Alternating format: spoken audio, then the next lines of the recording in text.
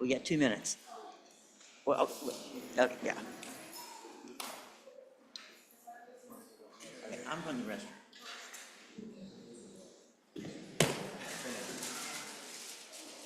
We got 2 minutes. Well, okay, yeah. Okay, I'm going to the restroom.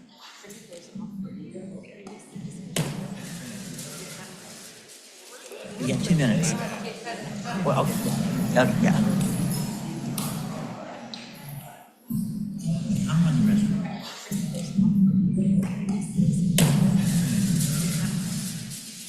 We got 2 minutes. Well, okay, yeah. I'm going to the restroom.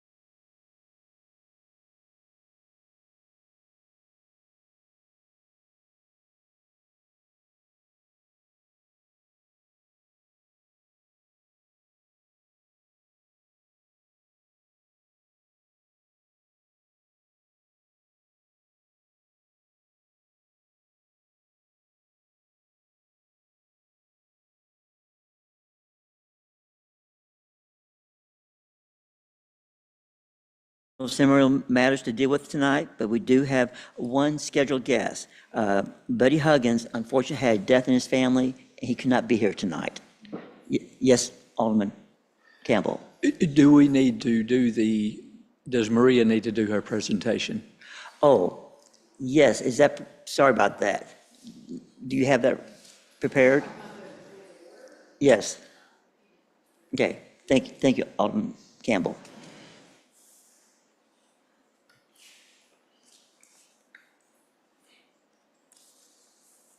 Glad you're here for the Board of Aldermen meeting and engaging with your elected officials. Listening to perspectives of city residents, business owners, and other community members helps our elected leaders make more informed decisions. Before the meeting begins, let's review our rules of order. These ensure the meeting is orderly and efficient while allowing everyone who would like to speak an opportunity to do so. There are 2 opportunities for you to speak: during the agenda's scheduled visitor and guest portion of the meeting, and during public discussion of new bills and resolutions. During the agenda's scheduled visitor and guest portion, anyone who signed up at the city clerk's office before 5 p.m. the Wednesday before the meeting can speak to aldermen about the topic they specified. Now, in the public discussion of new bills and resolutions, that allows you to give comments for aldermen to consider before they make a decision. Anytime anyone is speaking, the following rules apply. First, only one person should speak at a time. Please be respectful of the person speaking and hold your comments until it's your turn. Second, anyone speaking must do so from the podium and speak into the microphone. Third, you must first provide your name and address in writing to the city clerk before beginning your comments. These forms are provided near the entrance. You also must state your name and address to the Board of Aldermen using the podium microphone.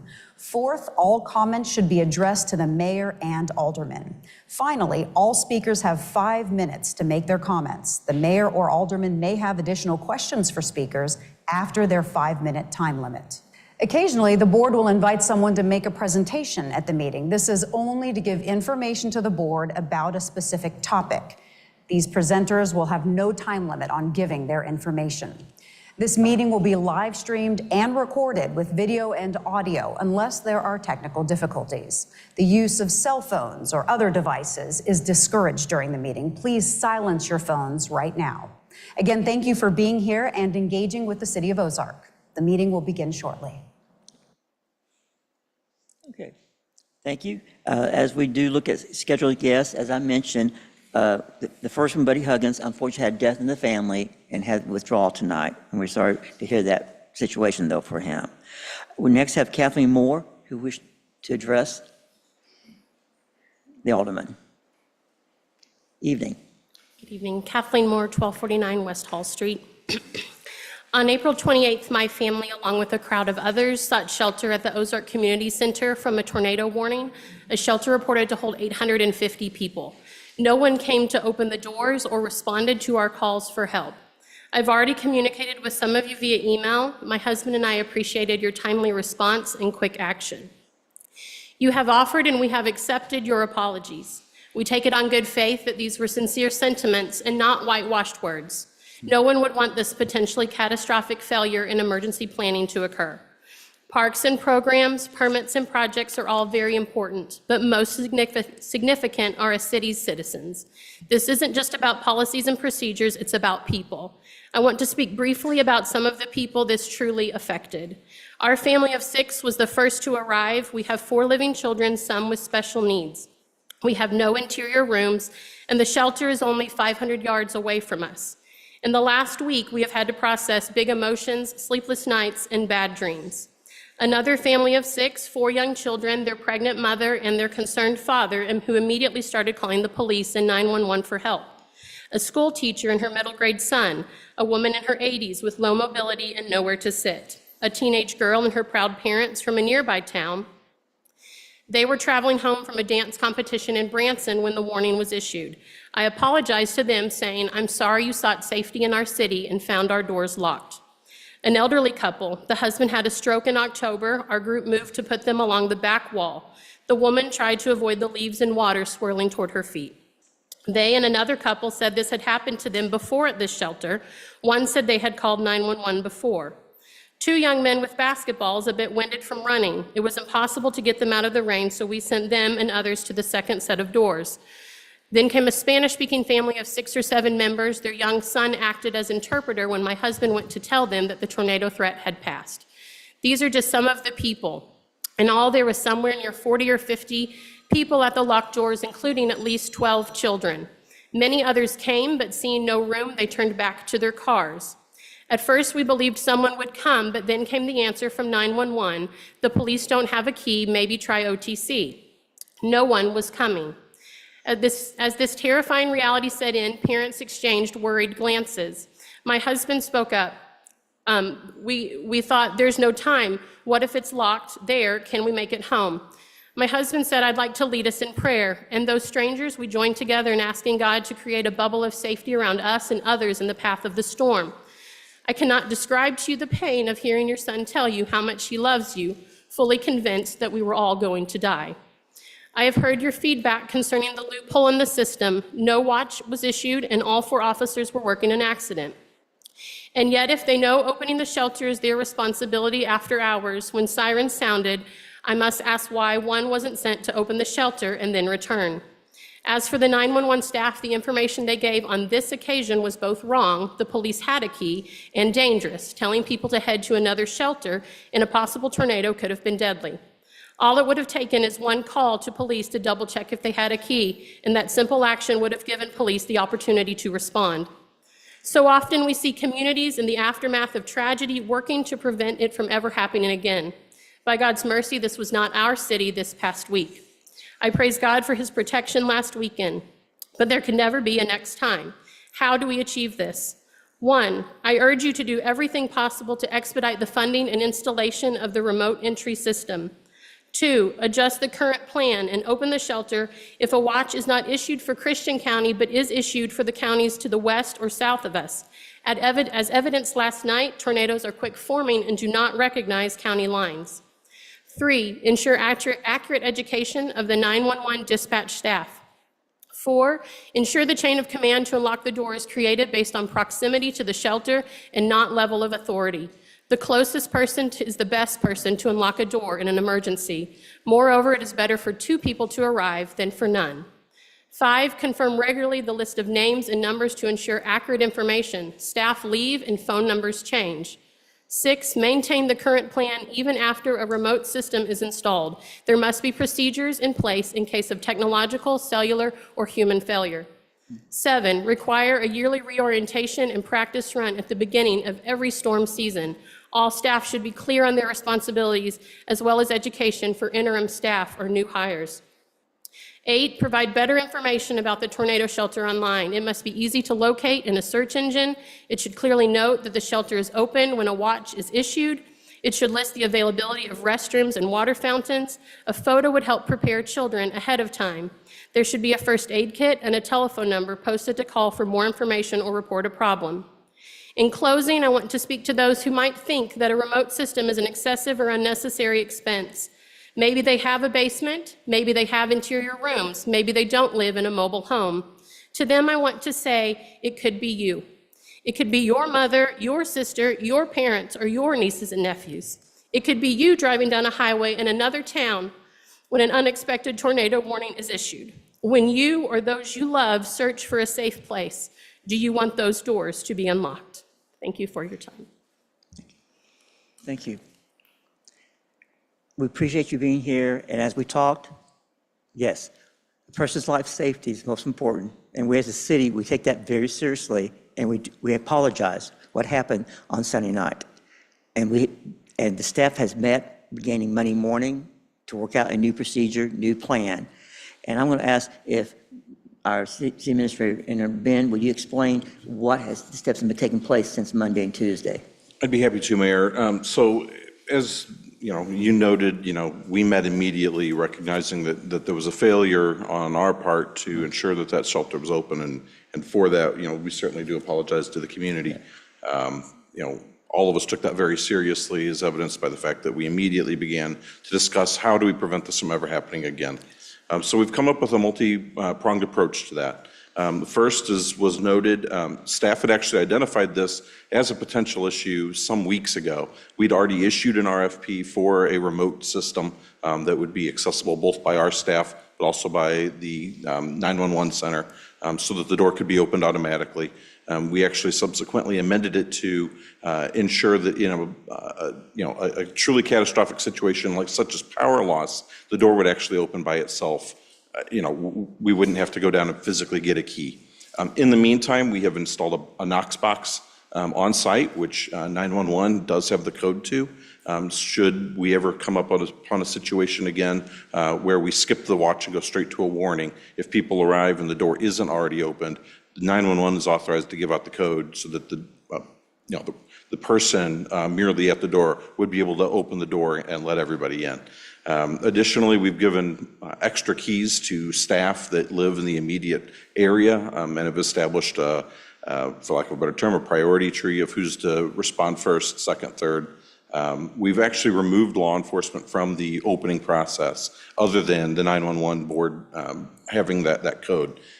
We recognize that police are needed elsewhere in the community, especially during a natural disaster. There's a lot of other things that are going on that would require their attention. It's very difficult to expect an officer to leave a scene or potentially be trapped somewhere, have the key back at the police station, go all the way there, and then go all the way to the OC to open that door. So essentially, we've removed them from the process, but included multiple other entities into that, equipped with keys to ensure that our residents won't be locked out again.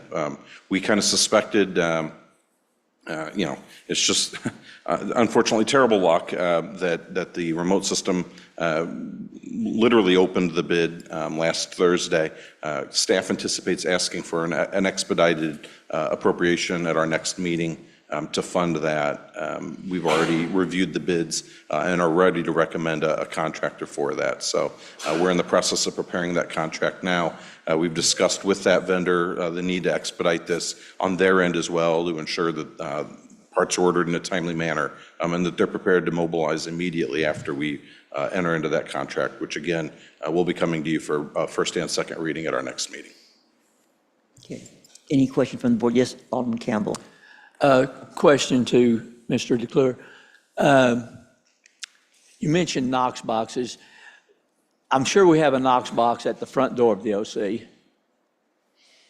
That's probably code. That's a good question. I would imagine there's some sort of access. It's also possible the fire department has the key and the box isn't there. Yeah. Okay. Well, my next question was, is there a keyed Knox box at the tornado shelter?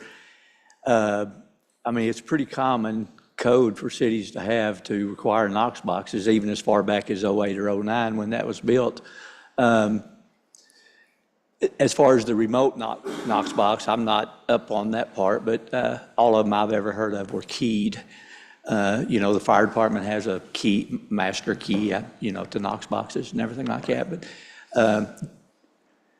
I'd be interested in knowing if the board agrees. I'd be interested in knowing if we do in fact have a Knox box on the OC, number one, and the tornado shelter in particular.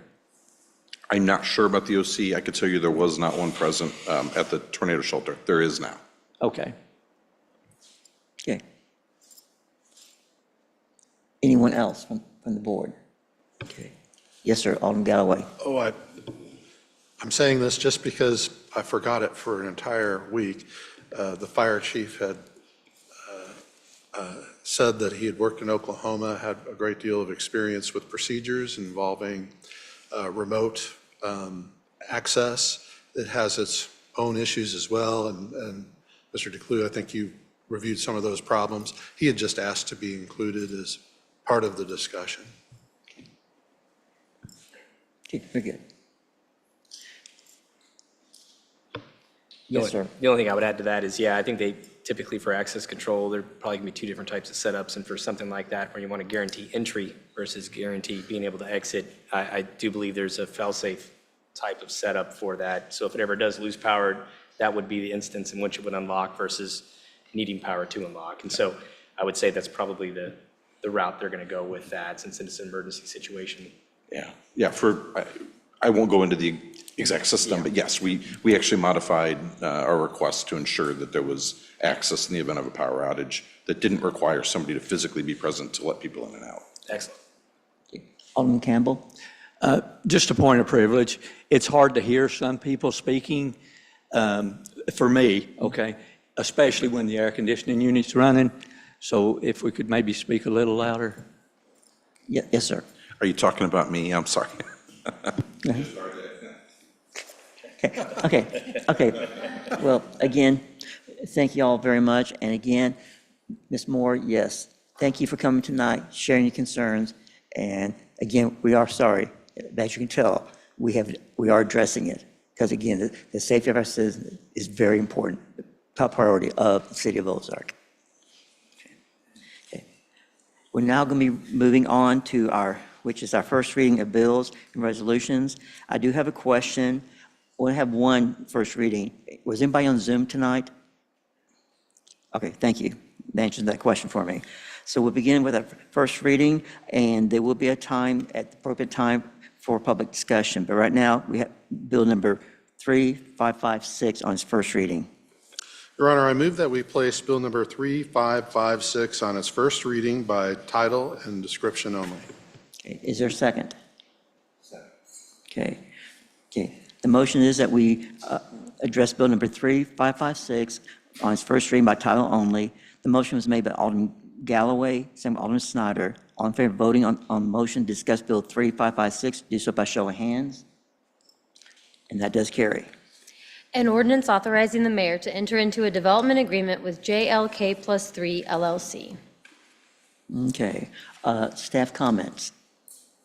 This ordinance proposes to put before the board the same development agreement that was previously proposed, except there is a change in the exhibit that is attached. So if you recall, the original agreement stated that the city and the developer would agree to the footprint of the building, and in that footprint size, there would be a future discussion of an exchange of land and right-of-way.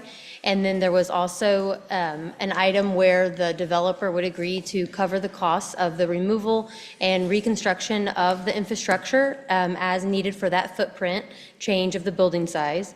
And then the final item was the approval of the design, which is incorporated through the Exhibit A. Again, the Exhibit A was exchanged for a new Exhibit A, and so that is the only thing that's changed in the actual agreement. Okay. And I understand that the developer is here tonight, and he wished to present the changes he has made.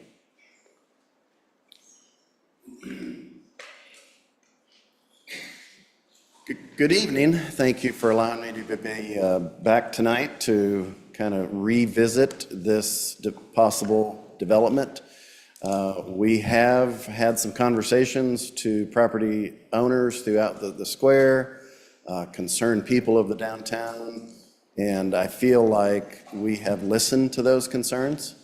I feel like we've tried to address that. We're back to the discussion of compatibility. As we said before, the current ordinance reads to find a compatible solution. So that's really what we're here to show tonight. We have gone back, we have looked at those concerns, we've readdressed that, and that's what I would like to show as soon as they get that prepared. I won't rehash all the exhibit as far as all the design elements, but I'd like to show you a few things that possibly we could do different to make that maybe a little bit more compatible, depending on your definition of compatibility.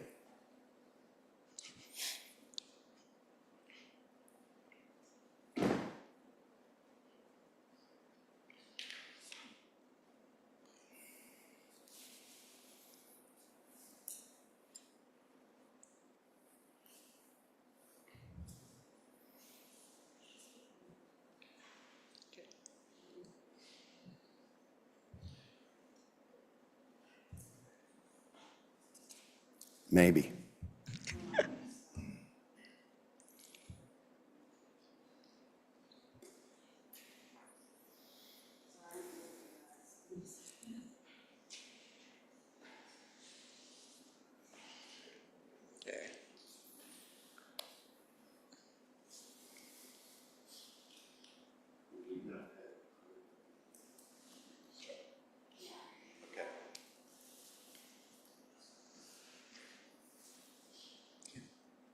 So let me begin by just showing this north block as a whole. There's been a lot of discussion on compatibility and what that north block should look like. This is our previous design. Looking closer, I think some of the comments were maybe it's too modern in the glazing on the corner. Our caution, as I said before, the current ordinance reads to not confuse the visitor. So as a developer, what that means to me is I'm not building a historic building. That's the first topic there.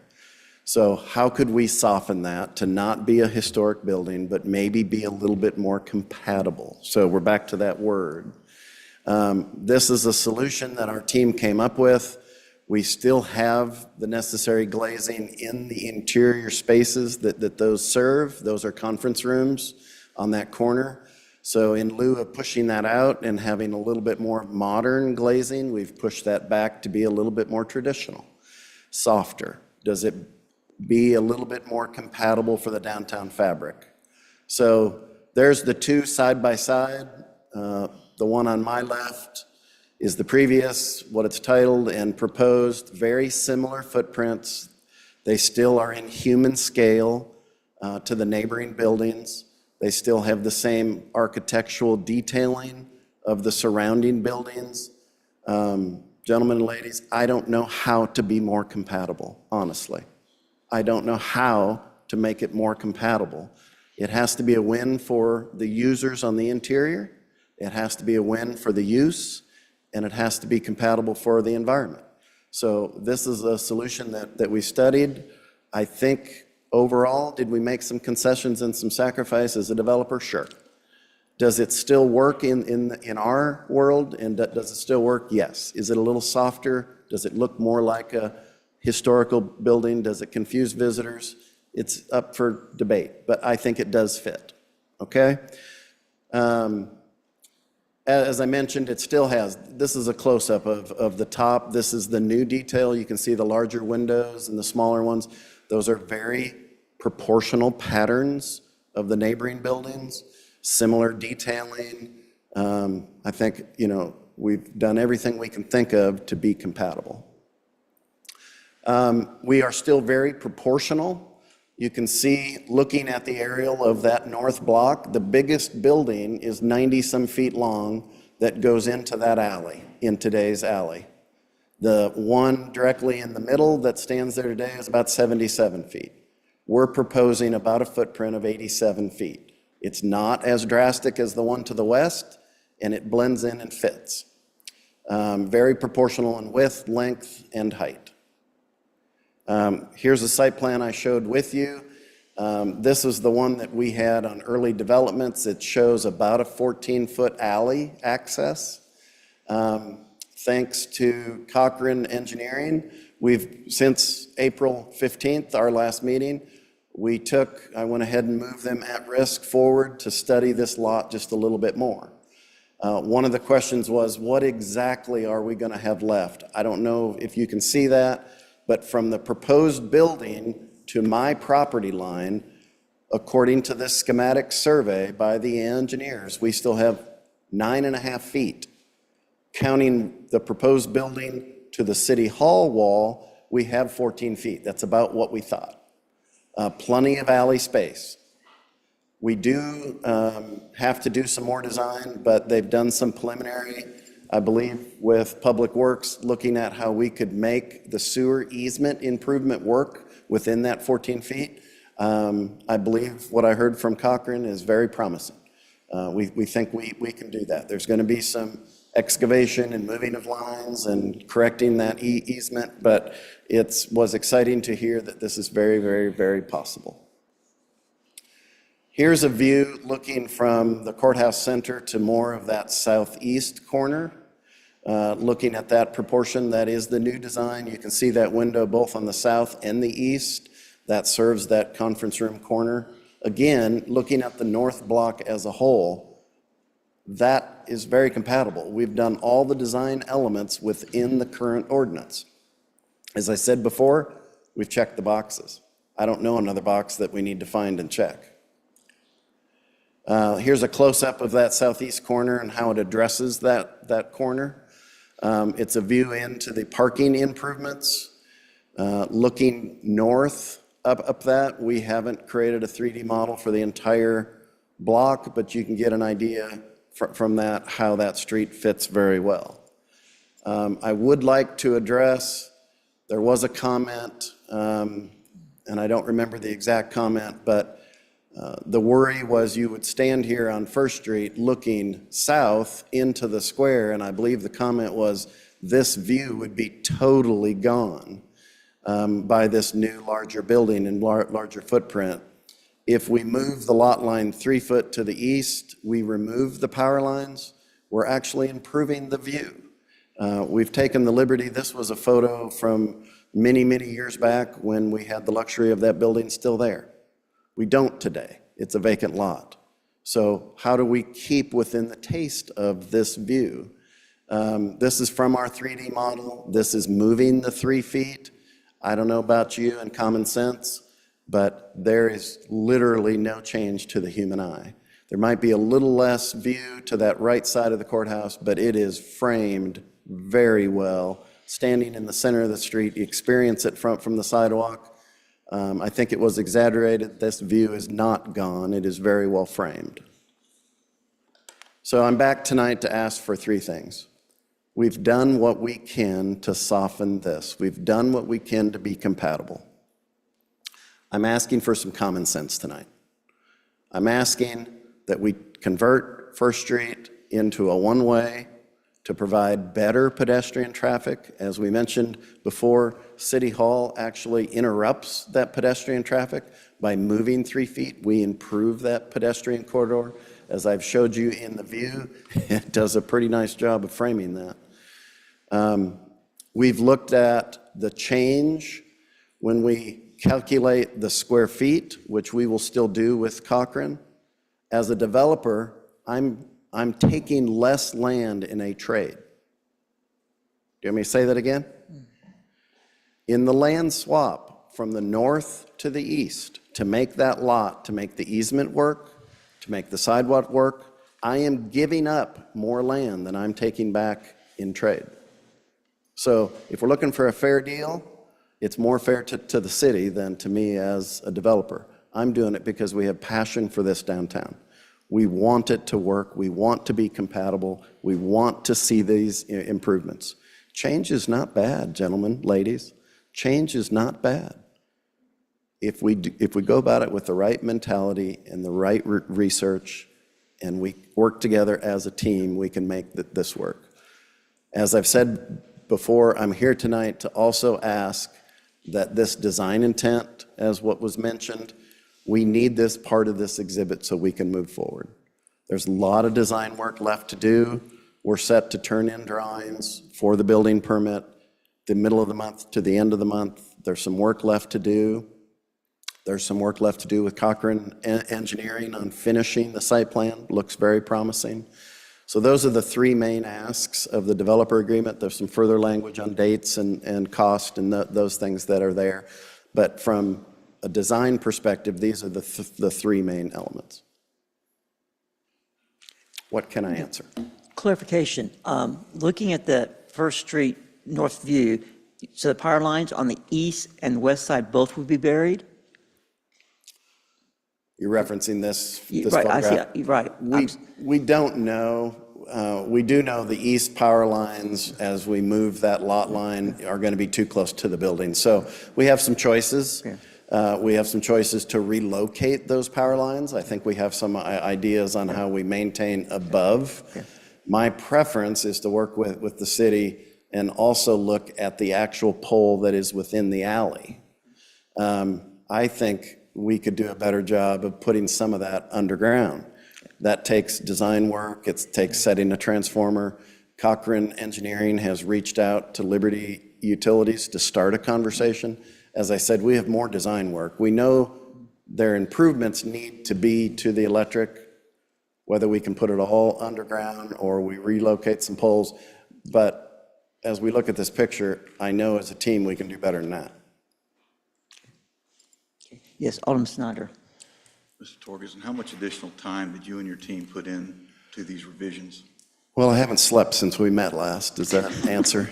A lot, a lot. Because we are concerned. We are concerned that the public views this as a positive. And I think if you've been watching social media, I think there's a flippant mentality. I think there's maybe misconceptions that are cleared up. And I think there's some regaining of common sense. There needs to be an improvement there. How we do it, we're willing, and this is part of that work, but I can't throw a number. We've put many, many weeks in a matter of time between the 15th and now to get to this point, so. One more quick question Okay. for you. Yes. A point of order, we need to speak louder. Sorry, but we, Bet you can hear me now. okay. Make the sergeant voice in me come out. Okay. Just out of curiosity, from this perspective in one of your drawings, how much does City Hall stick out more than your proposed development? If I may, I don't know if Cochran shows that. So that line on the proposed building lines up with about the overhang, but the columns are out past that line. So you're out even further than what I'm proposing. Okay. Yes, Alderman Metcalf? Yes, I'm actually hard of hearing a little bit too with Eddie. So I just have one question. Has anybody or any entity offered to purchase the property from you in the last couple of months? I have had some contacts from interested developers that apparently had a conversation that think they have design rights on the land that I own. So there's not been any cost thrown in, but there has been lots of interest. Okay. I just want to make sure that everybody knows that there's a price tag. Anything can be bought and anything, and I just was curious if there was any offers. Thank you very much for your I hard have work. not entertained any, nor is it my intent. Wonderful. Thank you very much. Anyone else? Alderman? Thank you. Okay, thank you.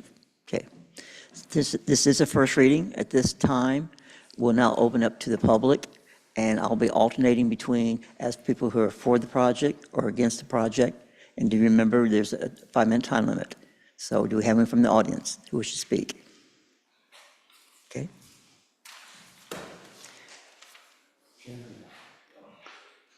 Okay. Point of order. Yes, sir. You said you would alternate between favorable and opposed. Our rules of procedure say that you will take the in favors first, and when those are completed, you will do the opposed. Thank you for the clarification, sir. Okay. So are you? I am in favor. Okay, thank you. So I will stay up here. First of all, my name is Rick Gardner, 1809 North Riverside Road in Ozark. And I want to make one thing perfectly clear. I have not been asked by Torgerson or any of his employees to make this statement. This is what I believe. I've been following this project since my last meeting as an alderman, which was last April. I've seen the very first building presented and understood like I said, been following it, so I understand some of the concerns that have come up this last year. And I just can't get over the fact that there is or seems to be the concern that there is. Now, from the historic standpoint, I understand that. I think John has made some concessions that are reasonable, but we are so fortunate to have somebody that loves this community, that already has their business here, that wants to keep it here, and wants to make an incredibly large investment to do so. And I think that the changes that he has made, in my opinion, are reasonable and justify approval. But there's one thing that, and I'm aware that there has been, I've been told that there is supposedly somebody else that would buy or would build a building there that might suit some of you better, okay? But there's one thing I don't want you to overlook. I mean, I respectfully request that you don't overlook, and that's the fact that Mr. Torgerson and his company will be owner occupants. And in my business, I've always found there's been a really big difference between people that own the building. They're going to be more stable. They're going to take better care of it. Now, a new building, that may not be an issue, but we already know that there's some buildings downtown where that is an issue, a really big issue. And so the fact that one of our own wants to make that kind of investment and keep his own company there, that's also going to open up two, I guess they're two buildings, they look like one, but over on the east side of the square, open that up for some sort of development, hopefully retail, but something else that would be good for Ozark. So I just would encourage you to vote yes. I think it's worthwhile, and thank you for listening. Any questions for me? Yes. Thank you, sir. Anyone's here to speak in favor of this proposal? Okay. Yes, ma'am. Hi, Anna Odell, 708 East McCracken Street, Ozark, Missouri. I'm speaking on behalf of a lot of different things. As some of you guys know, I am an employee at Torgerson Design Partners. I'm also a native to Ozark. I grew up here. Left to pursue my education, and I came back. I came back because Ozark was always a welcoming place, a place where you could be a business owner, you could be anybody you wanted to be, and it was welcoming. I also have owned my own business, and I still do a Mari Boutique. I'm a real estate agent. I've been in Rotary, I've been a Chamber of Commerce. I have served as a CASA volunteer. I've served in HRD, I've helped with Sertoma. I'm a citizen here. I'm not just an employee. There's been some, we shouldn't talk because we work at Torgerson Design Partners. Well, we should care. We should care that we live here. We should care that we work here and we serve here. We don't donate money because we have extra funds to donate. We donate because it's something that's important to us. It was said that there is another developer possibly that has deep ties in Ozark. Well, we have deep ties in Ozark. I have deep ties in Ozark. I might be younger, but the passion is still there. The love for Ozark is still there. The desire to raise my family, I have an 8-month-old, is there. I want to put my money here, and I want to grow my family here. But to do that, it has to be welcoming. We have ordinances in place for a reason. If we fit those ordinances, it doesn't matter which other developer might be there. It matters, the passion, love, and who owns the lot.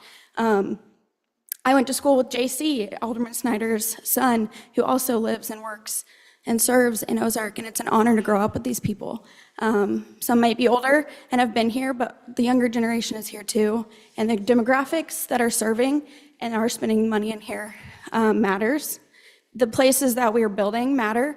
It can't just always be historic. We always need to be respectful, yes, but we also need to put forth a momentum for the future so the demographics and the generations that are rising have a place as well.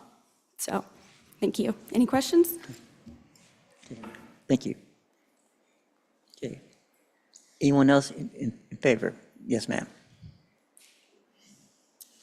Good evening. Kristen Hazeltine, Show Me Christian County, 113 East Church Street. Sorry, Eddie, I will talk louder. I know the sentiment that everybody has in downtown. This is something that we pitch whenever we bring people into our community. We want to showcase the downtown area because it is picturesque.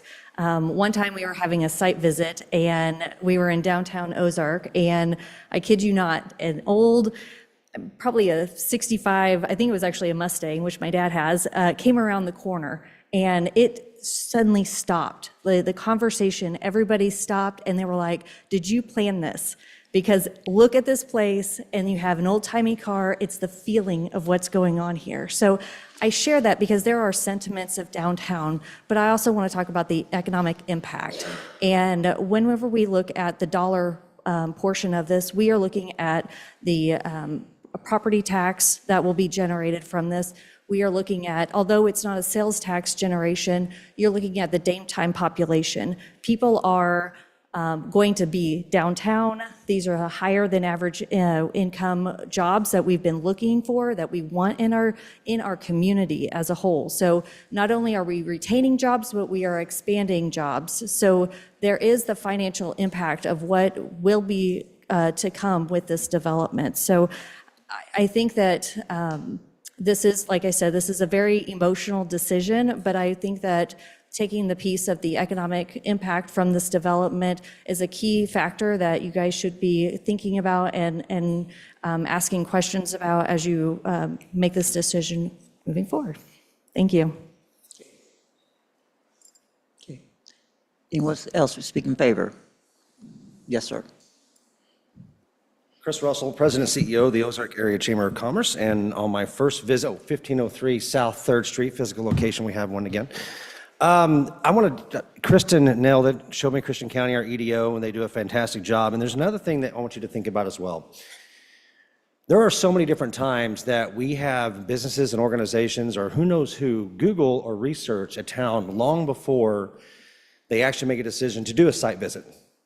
And they'll find KY3, and they'll find that we're kind of making it difficult in some cases for a developer, especially somebody of their own community who's invested so much, because the words, I mean, it's out there. You just got to Google it now and they're going to find it. So as you make your decision and you weigh all the check boxes, take that one into consideration too. Are we fast tracking? Are we making it easy and attractive for other businesses and organizations that we do also want to come to Ozark? And are they going to feel comfortable knowing that they can come in here and be treated correctly? I mean, as a city administrator, these calls come to you sometimes, right? And you don't even know they're going to come. They just all of a sudden, they said, well, we've been researching your community and we want to come take a visit. Or as Kristen just said, we had a site visit come in and they may have never came here if they see too much negative press. So just kind of keep that in mind. I'm not saying you're doing a negative thing. I've sat in your chair before for many years.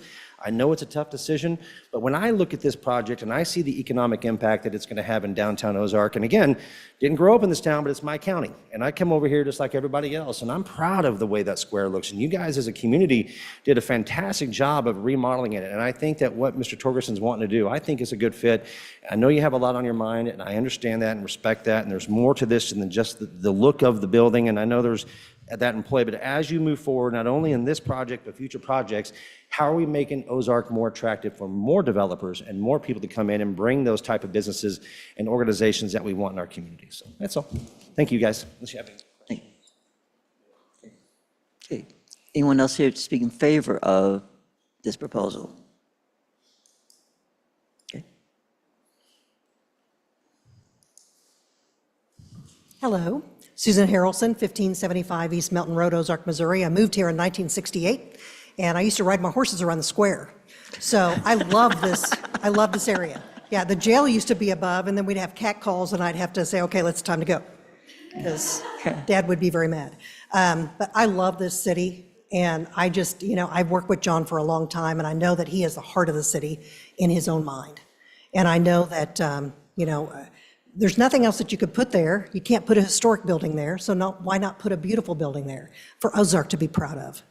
And I just ask if you guys would please reconsider. Okay. Anyone else in favor of this proposal?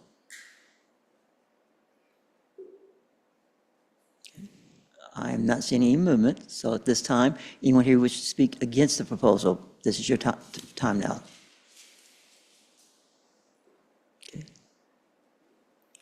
I guess I'll go now, because I don't know if I'm necessarily.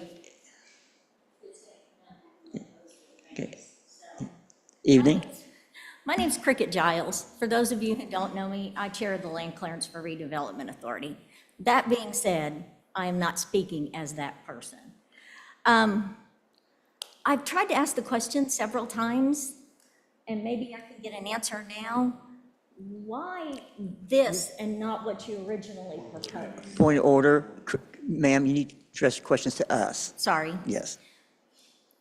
I would like to know, maybe you guys, he's told you why he's going to do this and not do the original proposal that he intended to do on LCRA property, which is the reason the LCRA sold him that property. And I'm just curious because it appears on the surface as once the Johnny Morris development fell through, now he's decided he doesn't want to do his project over there, if you see what I'm saying. So if we want to stop all the hubbub, we could go ahead and go back to the original proposal. Thank you. Okay. Attorney, I have a question I want to ask. Okay. At this point, how would she asked us a question. So therefore, can we ask it be addressed, or how do I proceed from here? You can ask for somebody to answer the question, or if nobody has the answer tonight, staff would be more than happy to provide the board with an answer at a later time. But it's somebody from the city has to answer the question. Okay, No, someone from the city has to answer the question. okay, so, No, does someone from the city or can the developer answer the question? well, my knowledge of the project on the LCRA property is that this specific building has never been proposed to be on the LCRA property, and those are two different projects. But that would be my answer to that question. Mayor. Okay, I'll open the floor for if John wants to come back, if you wish to address it. Sure, thank you. We own several parcels and different properties throughout Ozark. We've invested quite a bit in rental properties throughout, and so it's not just one property, it's many. We are looking at choices. When the building fell and collapsed, it was a devastation. Our passion, we work for the county, Christian County. We serve that as a third party. We've done many services for Ozark. We work for Nixa. So one of the reasons is staying on the county seat, staying within the fabric of the square makes business sense. It's part of our business model. Second, we love the square. That option wasn't there when we were proposing on LRCA. There is many great things to come in the LRCA land. It's just a matter of time. But this opportunity is here today. And it is an opportunity that fits our business model and it fits our company very well. I would prefer to stay on the square. Okay, thank you, sir. Okay, anyone else who speak opposed to this proposal? This is your turn. Okay.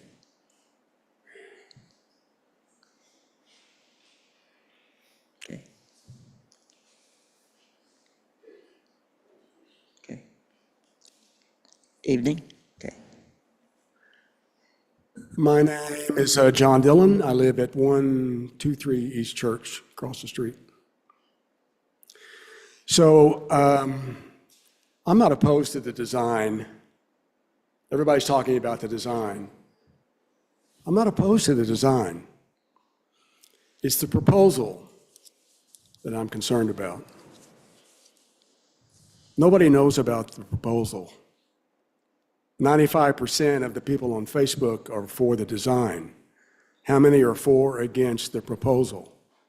The proposal, this development agreement, changes everything that's been in place for almost 150 years.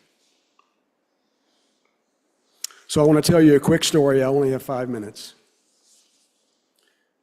We came here in 1996 and bought the Masonic building for about 12 cents. Since then, we've put a lot of money into it, other buildings as well. We've repointed numerous buildings, retuck pointed numerous buildings on the square, add up the bricks. We brought in another friend, bought some old properties that were falling down, rehabbed those properties. Bruce Galloway's in one, Mr. Torgerson's in another one. Recently, we bought the lot where the beloved cabin sits. Our first tenant was John Torgerson. He needed some space. He rented from us for a while when we first bought it. We bought it because we want to take it down and build a new building within the footprints of our historic lot. In 1997, a little band of us started a group here that led to our original Main Street program, which now has morphed into the Historic River District. Catherine Dowdy, my partner, who came with me to buy this building in the beginning, has graduate degrees in anthropology, archaeology, and she is her job is historic preservation. She's worked all over the United States. She's a published author. She's presented papers in Portugal, attended a conference for 5 months in Rome. She has the recipe for all the historic mortars, and she thought it was possible, based on all the historic fabric that was in place here, that we possibly could become a National Historic District and would therefore be on the National Register of Historic Places, which is really positive for the economic development of our town that we had adopted as our home. In order to do this, a plan had to be drawn up by an architect who understood historic preservation before we could even begin the process. I have that original plan out in the hall, but I don't know if I'm allowed to show props.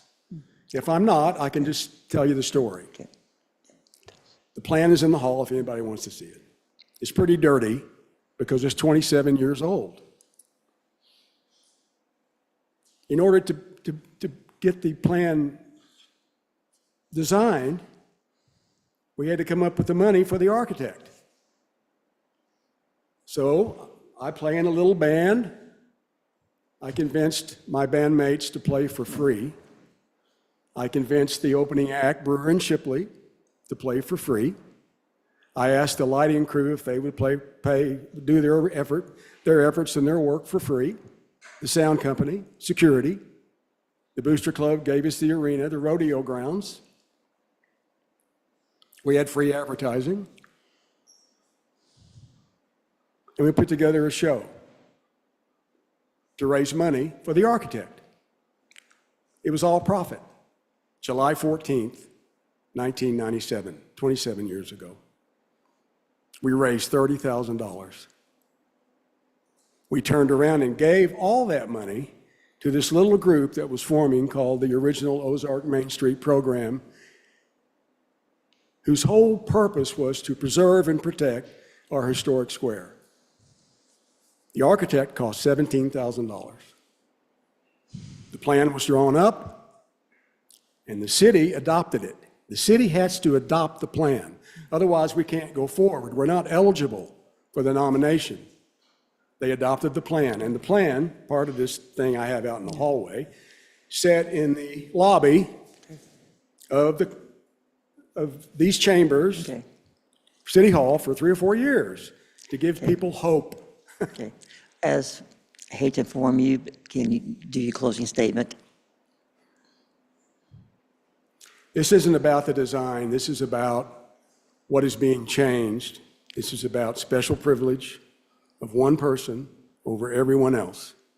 We have all followed the rules. We know that we live under restrictions here in this district. Mr. Campbell said it best. When we choose to live in an historic district, this special place, we must allow restrictions to be placed on our personal freedoms for the greater good. I want the greater good for all the people who came to that show, for all the people who live in this town, to be respected. Thank you very much. Thank you. For your time. Question Okay. Yes. for Mr. Dillon. Alderman Campbell. Question for Mr. Dillon. He played guitar in a rock band. I think he couldn't hear you, sir. Wait. No. Yeah. No, Campbell. Alderman Campbell has the floor. Okay. Okay. Yes, sir. Alderman Campbell. Mr. Dillon, we've heard the developer say that he reached out to the people around the square and stuff like that. Has he had a conversation with you? No, and it's unfortunate because I know John. We've talked about a lot of things. This entire process for the last 3 meetings, for me, parenthetically, is bracketed in 2 ways. I got up and came over to the original meeting, which was the non-legislative meeting, to see the design. At that time, Mr. Snyder asked Mr. Torgerson, have you talked to your neighbors? I hate to do this, but this is what Mr. Torgerson said verbatim. No, why would I do that? This is a neighborhood. This is an historic district. We care about each other. It has to be designed by consensus. It's not about taking land from the city. It's about giving up some of our personal freedoms for the greater good. Everybody gets that in a place like this. It's a special place. Nobody should have special privilege. No, he's not. Nor has he talked to Mr. Devine, who's probably going to sue him. This, you see, nobody knows this. They just look at the building, the window treatments. I can't tell you how uncomfortable I am being up here saying these things, because it looks, I'm going to be eviscerated on Facebook tomorrow. Luckily, I don't have an account. And I'm proud of the people who played with me, who came up and gave their time. They played for free for the city of Ozark. And I was the only one who actually lived here. Of course, a lot of people in my group had a very special relationship with Buff Lamb, so they felt compelled to do the right thing. And really, this is about doing the right thing. Your constituents don't know what this really is about. They think it's about the design of a pretty building, or a building they think is pretty. A lot of people think it's ugly. It's about changing the historic footprint of the National Historic District on the National Register of Historic Places. And it's sort of, I don't mind being ignored, but to be disrespected as a person who follows the rules, who lives within the restrictions, it's a privilege to live within these restrictions. Thank you. Thank you. Okay. Anyone else here to speak regarding the proposal for this proposition?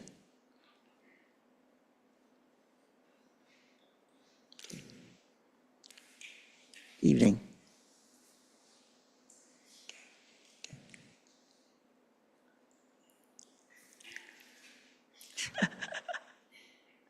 I can relate. I can see you. Okay. Catherine Dowdy, 115 East Church Street, here in Ozark. I'll just be brief. I mean, I think everybody suspects the way I feel, but, and I know I've reached out to you guys before, hopefully not ad nauseum by now, but I want to say that I fully understand the merits and degrees of aesthetic compatibility. It's a tough thing to, you can argue it and discuss it till the cows come home. I get that. And I appreciate the new design, by the way. The brick is nice, it really is. Our, I think, primary concerns are with the footprint setback, which hasn't warranted much Facebook discussion, if any. So therefore, it hasn't been discussed. And so it somehow doesn't warrant importance. Sorry, is that better? Okay. The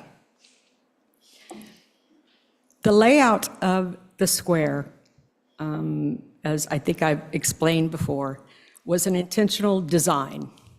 And that's how the square is entered. And that north-south entrance was designed to be primary entrances, to present what is important to us as a community, as a county, which is the courthouse. And all the commercial buildings, all the commercial development around the square, around the courthouse, were intentionally laid out to be that, commercial and government. So this corridor leading to the square is not nothing. It's not just an accident. something that we believe should be protected. And the other thing that is troubling to me is I understood that new construction couldn't be over 3 stories. So that troubles me a bit. I haven't heard how we're circumventing that. And especially when that is the primary view, approaching the building, approaching the square is going to be the 4th story. To me and others, it kind of represents a slippery slope that we're going to encounter going forward if we make this a precedent. I want to say that there are a lot of people on this square who have also invested a lot of money and a lot of time to bring it back and make it the way it is today, including the new infrastructure improvements that we have witnessed finally in its final design phase and implementation phase of the design that was presented to you in 1998. So we're thrilled about that. My point is it takes a long time and it takes a lot of money. And so I'm concerned about I'm concerned about the ease of circumventing rules and regulations that we have put in place over the years to try to prevent what was here before, that we have enhanced, that we have brought back to life. I say we, it's a community, it's the municipality that did it, all right? Plus the community. It's a perfect setup for success. So I just worry about the ease of circumventing everything that has come before in our efforts and the state efforts to try to protect this very admittedly small entity, historic entity. It's hard for us to absorb big changes that are big impacts, all right, to our design.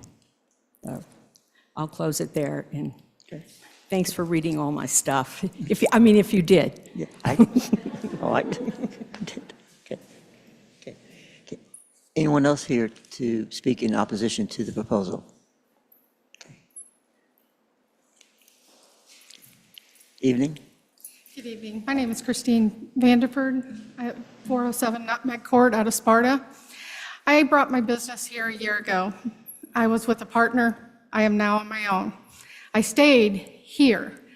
When I was looking, when I thought my partner and I were going to split, I started looking elsewhere. I wanted to stay here.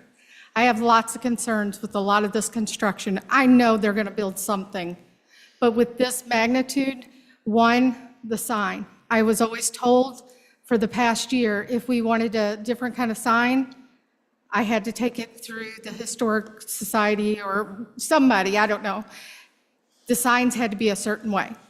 I just decided to reuse the one that was up there and repaint. And when my partner and I split, guess what I did? I took that same sign down and it's getting repainted again. Why? Because it was already approved. I don't need to improve it. I just needed to put my own name on it. They said they're going to put a basement in. That came from one of their employees. Putting a basement in next to that old of a building really has me concerned. And how is my safety going to be while I'm in that store, or my customers? I have a lot of concerns there. There's so much construction. You're doing 4 feet in the back, 3 feet in the front. The windows, I think, look better than the first original, I will say that. But the bottom half still does not even kind of match up with the other stores. That was something that was brought up. It does not look like the other boutiques. I'm not saying it has to be exact, but if you did that much to the windows on top, why did you not just go ahead and, finish that out? So the 8 people that he talked with and asked and got their approval that they wanted, for Mr. Torgensen to go on, there was many more that he didn't ask. I being one of them, Steve Devine, my landlord, and many, many more who was at these meetings that walked into my store and said, thank you for standing up and being us and talking when we wouldn't. I don't know these people. I don't live this community, but I brought my business here. It's starting to just really take off, and I have a feeling when that building gets done, I will be out of business because so much will be taking place that I will not be able to get customers there. Then guess what? The people I was bringing in from Springfield, the people I was bringing in from Branson, and all these other communities around us will no longer be coming in to that store anymore because it won't be there. I will be looking for a new community that wants me there to grow and be part of it. I think as a city and a municipality, you're asking to give up that 3 feet of sidewalk for an alleyway. Is that a fair trade? I don't think so. If I lived here and I was part of, and I don't know how it was paid for, I know there was grants and I heard maybe some tax money, but if it was my tax money, it's not a fair trade. Because us as a community are not gonna walk through that alleyway. What do we have to gain there? We're not gaining. You're asking them to just take the historic part, and if we're just gonna take the historic part and bury it, why not knock all the buildings down, have them all just rebuild and look bright and shiny and new? There's a reason that these buildings were here for 100 years or plus. I love it.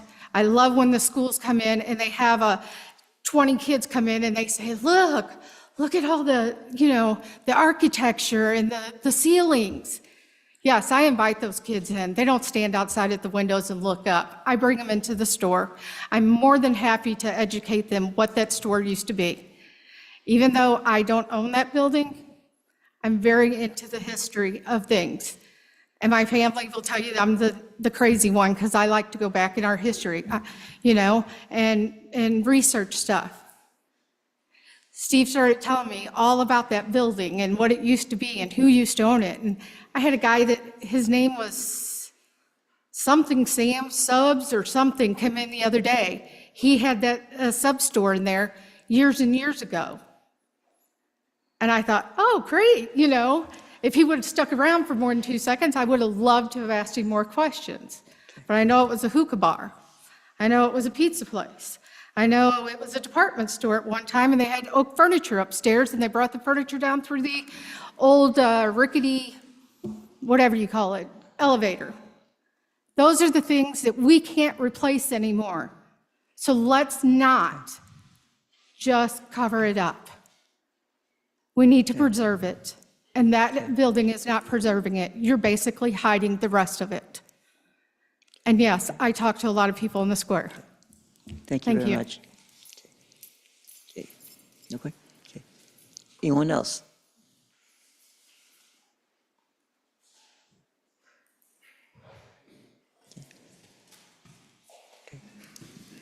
Evening. Yeah, Steve Devine, I own the building next door to the vacant lot, 103, 105. Same bill, they changed the number. Nothing in the written part of this has changed. Only some pictures that are representations, which might not be what this actually ends up looking like. Some window changes, a few architectural details. I'm not here to pick on the design or the warm fuzzy stuff. There's only one Ozark, Missouri. There's only one Ozark Square. You get to decide what it looks like for the next generations. I'd like to talk about the scale and the footprint. You got a 30-foot building on a 27-foot lot, 87 feet long, that eliminates my vehicular alley. 4 stories instead of 2. The scale, almost twice the square footage of what was there. Let's face it, the developer bought a lot that is too small to build his dream. That's why we're here. The community, citizens, property owners, we are the city, and he's asking us to fix his problem. the agreement, the written part of this, the legal contract.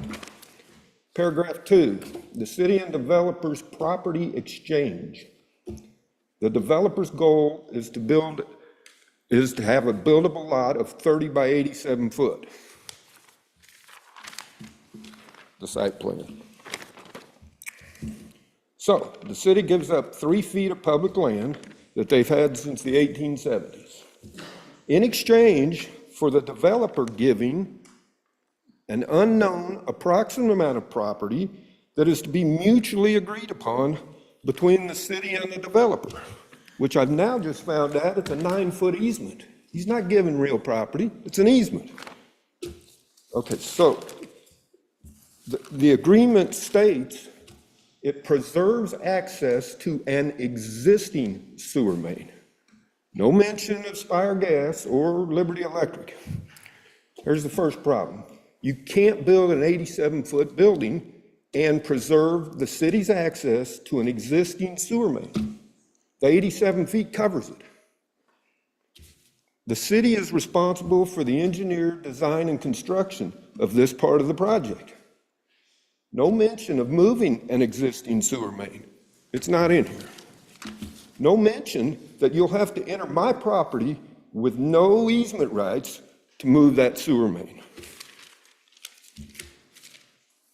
These might be some issues that need to be worked out before entering into an agreement.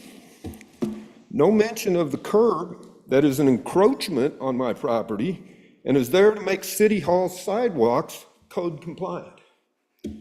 There must be a curb between a minimum 5-foot sidewalk and a 12-foot minimum lane for vehicular traffic. That's the alley. No mention of an ingress-egress easement for me. I haven't one to the west, and I apparently am not getting one to the east. I can't even replace a broken window if I can't get a truck back there. No mention of the drop in elevation on this curb. Where's this water going to run? City Hall's lower than that lot, so I'm going to assume it's going to run over here. Might be something you want to work out before you enter an agreement. My next concern in the agreement is number 4, traffic pattern. To make this a one-way street and add additional parking spaces, the city will evaluate the traffic pattern. This is after entering into an agreement that reduces the right-of-way. Why not before? Why not before it's too late? What are the effects, on that business over there that's now one way, that little restaurant? Might be an issue unaddressed before entering into agreement. Number 5, exterior design. Based on the preliminary design,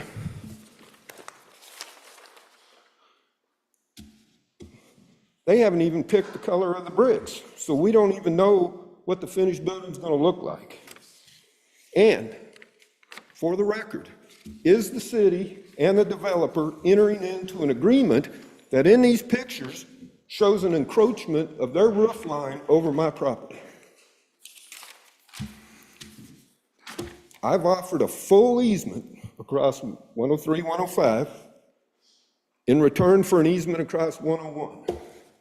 At the last meeting, there was talk about writing big taxpayer checks for easements. Would it not be cheaper to write one for 27 feet or 2 times that amount for my 54 feet? All I'm asking City Council is to table this agreement until the easement and encroachment of this 140-year-old alley have been resolved without going to court and for the benefit of all parties. My attorneys have tried twice to meet and discuss these issues with no response and are waiting for tonight's results to proceed. When all the issues are resolved, and in the end, we have to be neighbors. I don't like being put in this position, but I am, so I'm going to give it all I got. And sir, thank you for your closing comments now. Sure. This isn't about public opinion. It's about the legal contract and its legal ramifications. Thanks. Thank you. No questions? Okay. Anyone's here to speak as in opposed to this proposal for tonight? Okay. I am not seeing movement, therefore I'm going to close this time the public discussion. Okay. Any other questions from the board? I'm not seeing any. Your Honor, I move that we place Bill number 3556 on its second reading by title only. Okay. Is there, Point of order. yes, sir. Would the mayor not need to announce whether this is going to be held over? I'm sorry. I may be ahead of myself. Okay, I'm sorry. Well, okay. The question is, Alderman Galloway's made the question to expedite this bill. Point of order. Yes, sir. Okay, I'm sorry. Would the mayor not need to close the public hearing? Or did you do that? I just did that. Yes, sir. Yes. Okay. Okay. So let's start again. Your Honor, I move that we place Bill number 3556 on its second reading by title only. Okay. Is there a second to this motion? I second this motion. Okay. The motion is to place Bill number 3556 on its second reading by title only. The motion was made by Alderman Galloway, second by Alderman Metcalf. All in favor to discuss Bill 3556, do so by show of hands. Okay. There's, all opposed. Okay. It does carry 4-2. Okay. An ordinance authorizing the mayor to enter into a development agreement with JLK+3 LLC. Okay. Anything you wish to add regarding this? Okay. Okay. Anything from the development you want to add? Are you good? Okay. I would be happy to answer any further questions that might have come up in debate, but I don't have anything to add at this point. I mean, Alderman Snyder has his mic on. Mr. Torgerson, after the last meeting that we had here in council chambers, which there was a negative reflection on this bill, I believe everyone recalls that. Shortly after that, I was asked if I would attend a meeting with you in your office. And Alderman Galloway, Alderman Metcalf were there as well as with your staff. And if my memory serves me correctly, I led that conversation. Is that correct? Correct. And one of the things that we talked about during this first bill, the initial presentation, I asked you a question if there would be the possibility of a revision or some alterations to your building. And you did. I believe one of the first things you did was to tell me you did, and not only did you showed me. And as I sat there and I look at that, I looked around, I looked outside, because this is in your building, in one of your main areas.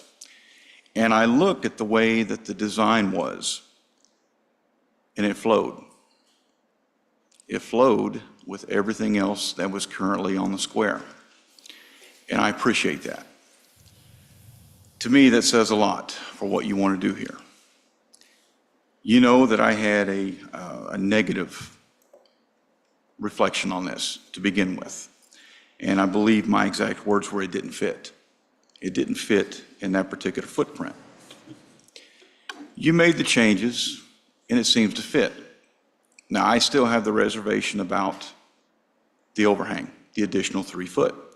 But I believe you were showing me some offsets in the way that there was going to be some improvements bought and paid for by you.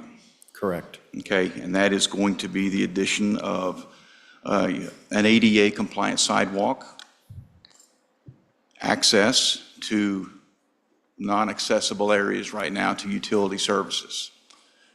I believe you showed me that. And there's been some concern that you would not build what you proposed. Could you promise me and give me your word as a human being and as a man of this community right now that you would build what you say is on that rendition? Yeah, correct. I mean, that's the purpose of the design intent as an attachment to this agreement, because a picture's 1,000 words. That is what we intend to build. Have we picked every color of every item? No, but that is an intent that is behind what we plan to build. That is the reason we would do this attachment to this legal binding agreement. And it is your intent to not only build something for yourself, but to help the city of Ozark with some preservation of the historical aspects. Because we talked, you cannot build a historical building. It's impossible to do, but you can build a structure that can become historic. Is that a fair assessment? Correct, correct. I heard tonight someone said that, the footprint changed. Well, the footprint changed when the structure fell. Okay, it was vacant. I looked at the different things that went on. I listened to everything that everyone had to say. My phone has blown up. My email has gone to capacity in some aspects. And I appreciate everyone here. I do. I try to see both sides of this. What I do not want is to see something just go start building rubble. I don't want that. I do believe what you did with the changing and the revisions helped cure some of that, how do I want to say that? That cure some of the unknown part of it. Social media is a monster. Can't stand it. Okay, but I believe social media still is boisterous. They voice their opinions, the pros and the cons. But I do believe on the social media side of stuff, if you believe that nonsense, that they were more in support of your current revision than they were before. I would agree. That's how we tally I've heard that several times. I can't be perfect. I'm not a perfect person. And I listen to everyone. I listen to everything everyone has to say. But I do believe there's still some concerns with the easement, with the property dispute, and I believe Alderman Galloway is going to touch base on that. But I do believe with what I see, with the changes that you are saying that you will make, you did that in good faith. Because I remember our conversation, and I'm not being mean or hateful, but you said, I don't build by committee. That was said in this chamber. That was my exact words. It was. Correct. And I didn't take that too kind. I was not fond of that. But based on my conversation with you, I do believe you had to change part with some things. One part of your building, I remember using the words is has historical perspective, but the other side looks like an icon. I think you try to mold the best of both worlds in that. And I do commend you for that. I do still, I have some thoughts about what other folks have said, but as it stands now, I'll support you with what you need to do here. I appreciate that. With your word that you hold true with what you put up. You have it. Thank you. Okay, Alderman Galloway? Yeah, Mr. Torgerson, I did want to just clarify some things dealing with the easement and the trade that was made with the city. And I prefaced my question by saying there were really two components of this bill that's before us. One is, does the design meet our ordinance? And I think it has been conceded by even some opponents that at best, opponents can say you can argue both sides of that. Reasonable people can differ. I can say that it falls within the ordinance. But the other thing to look at is the 3 feet that was acquired or is proposed to be acquired from the city that runs along the north-south border.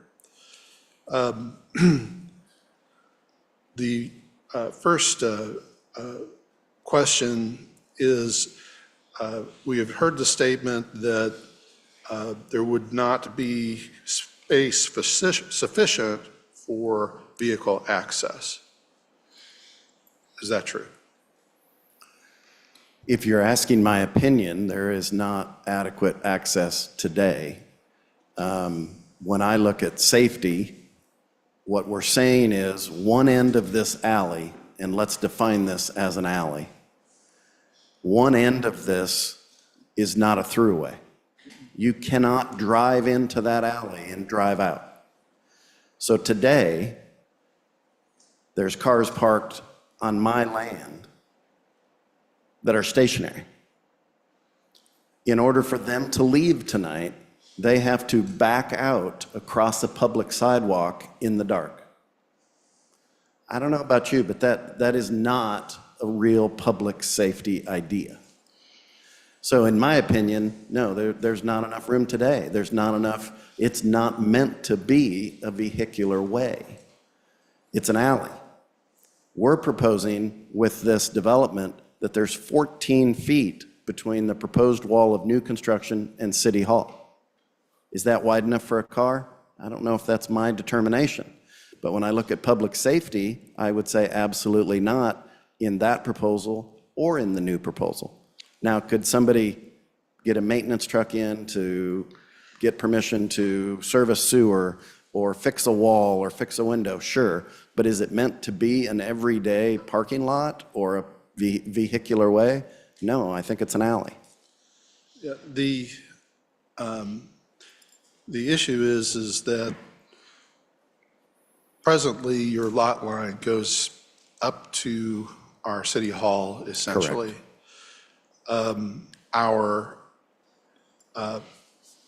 What we determined was there's a water and sewer line that crosses your property away from where we need to have an easement and place it.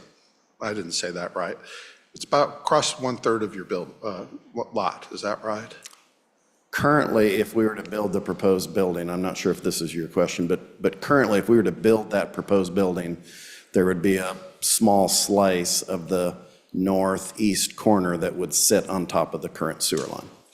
So we don't have access to it, meaning the city does not have access to our own water and sewer lines legally. Yeah, I'm not an attorney. I don't know if I can offer an opinion, but we have looked at the records and there is no public right-of-way or definition under a legal description for an easement. Yeah, and I just wanted to clarify this because of some comments I heard earlier. Our agreement and our discussions with you are to take the water and sewer lines, move them so they run parallel to City Hall in that kind of alley that you talked about.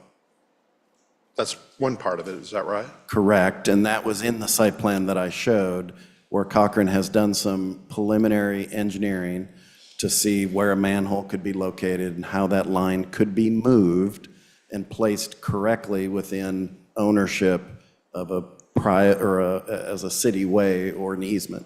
So that allows our construction equipment and crews to come in. Correct. Move it over. And then the second side of that is that the city does not have a public easement where we need these pipes to run through. Correct. And what we are acquiring is a public easement that is removing your ability to build a building on the entire length of your lot. Correct, yes. And we are taking how much feet of your lot? 9.58 feet. And so we have effectively blocked you from a very valuable use of our land if we get that easement. Correct. And that's part of our negotiation with you, is we want that easement. Correct. And we're getting it. And we're getting it, it's a public easement. Correct. And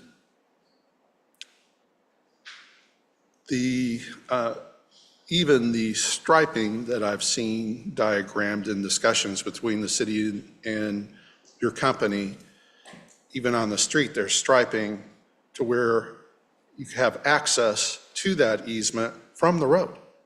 Yeah, that was shown in Cochran's preliminary plan, that we would create, call it a curb cut or a right-of-way that would block somebody from parking there, so it would keep access.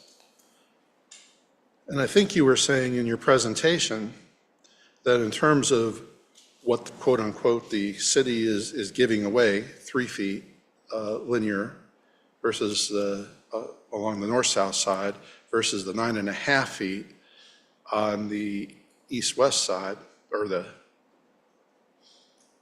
I'm getting it all wrong, but you know what I'm saying. Yes. Width side. Yes.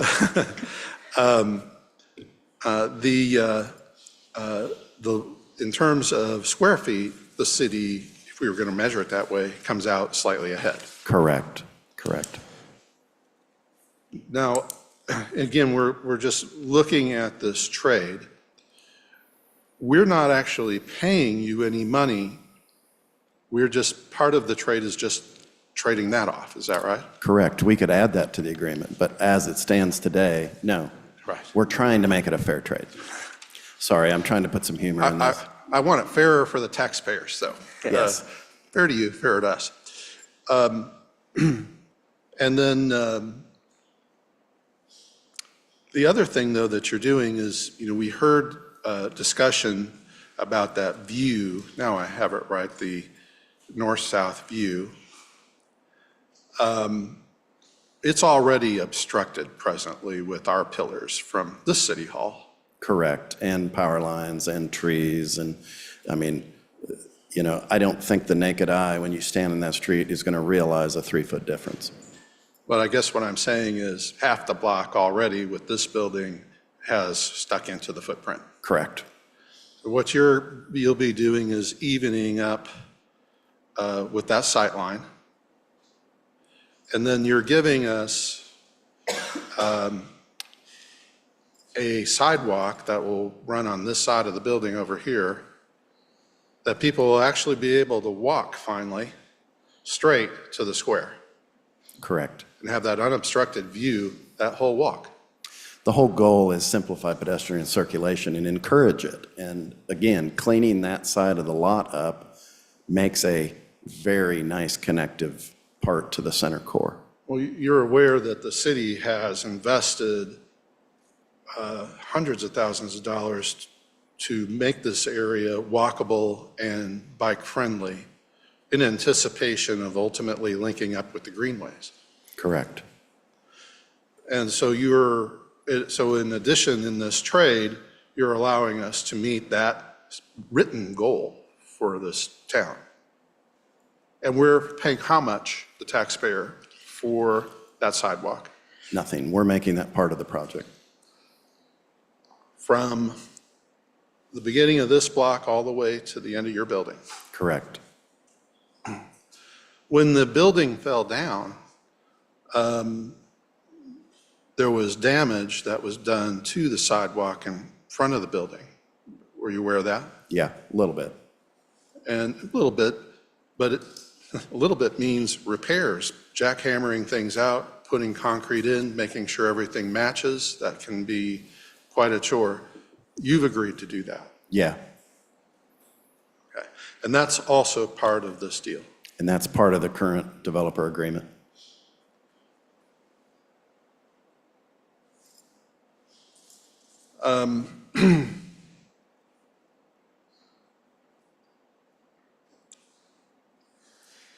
I think I've covered that part of the legislation that we're viewing. Is there anything else that I missed on that? Not that I can think of, no. Okay. That's all the questions I have. Okay, thank you. Anyone else from the board? Thank you. Okay, Alderman Campbell.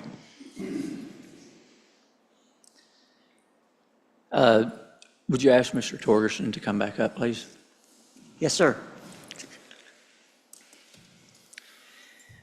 Something I heard earlier that I just need clarification on.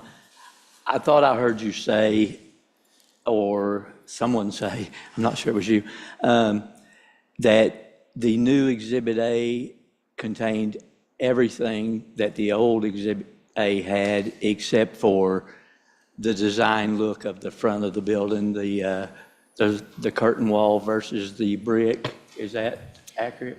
No, I indicated when I was presenting the bill that the Exhibit A was the only thing that had changed. So the old Exhibit A was removed, and we added a new Exhibit A. Okay. As for the contents, I didn't represent that any of them were necessarily the same. Okay.